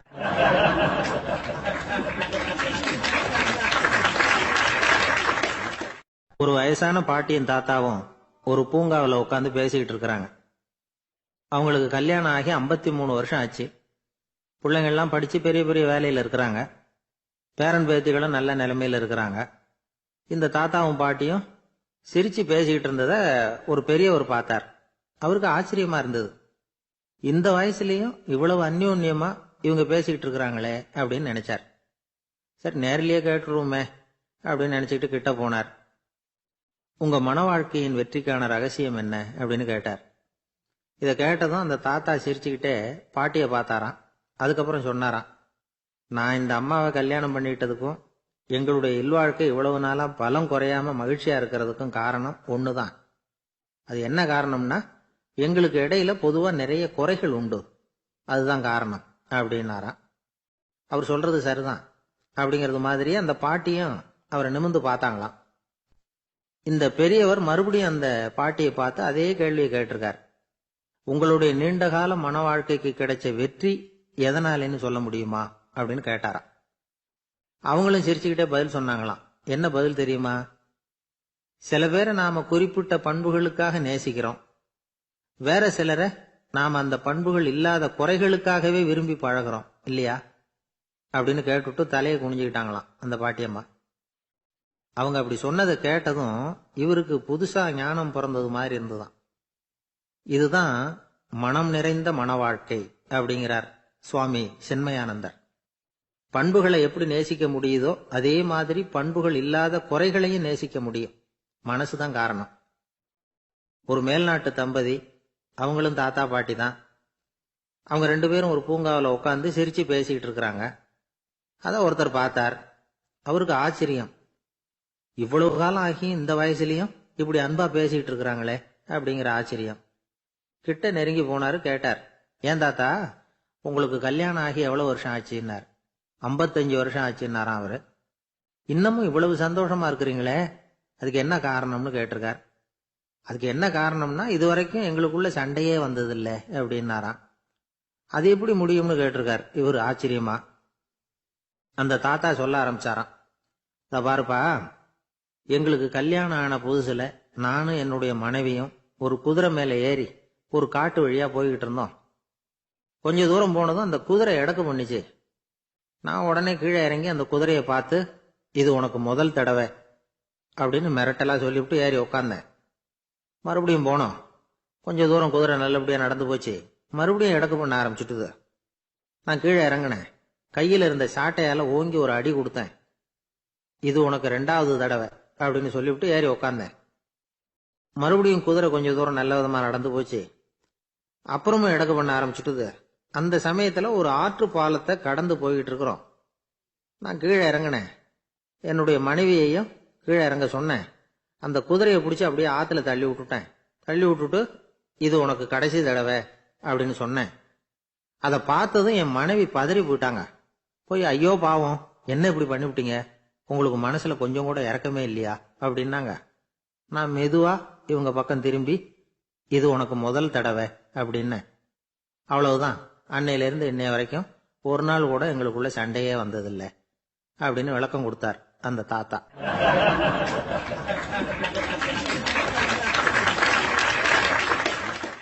ஒரு ஆளு வேகமா நடந்து போய்கிட்டு இருந்தான்.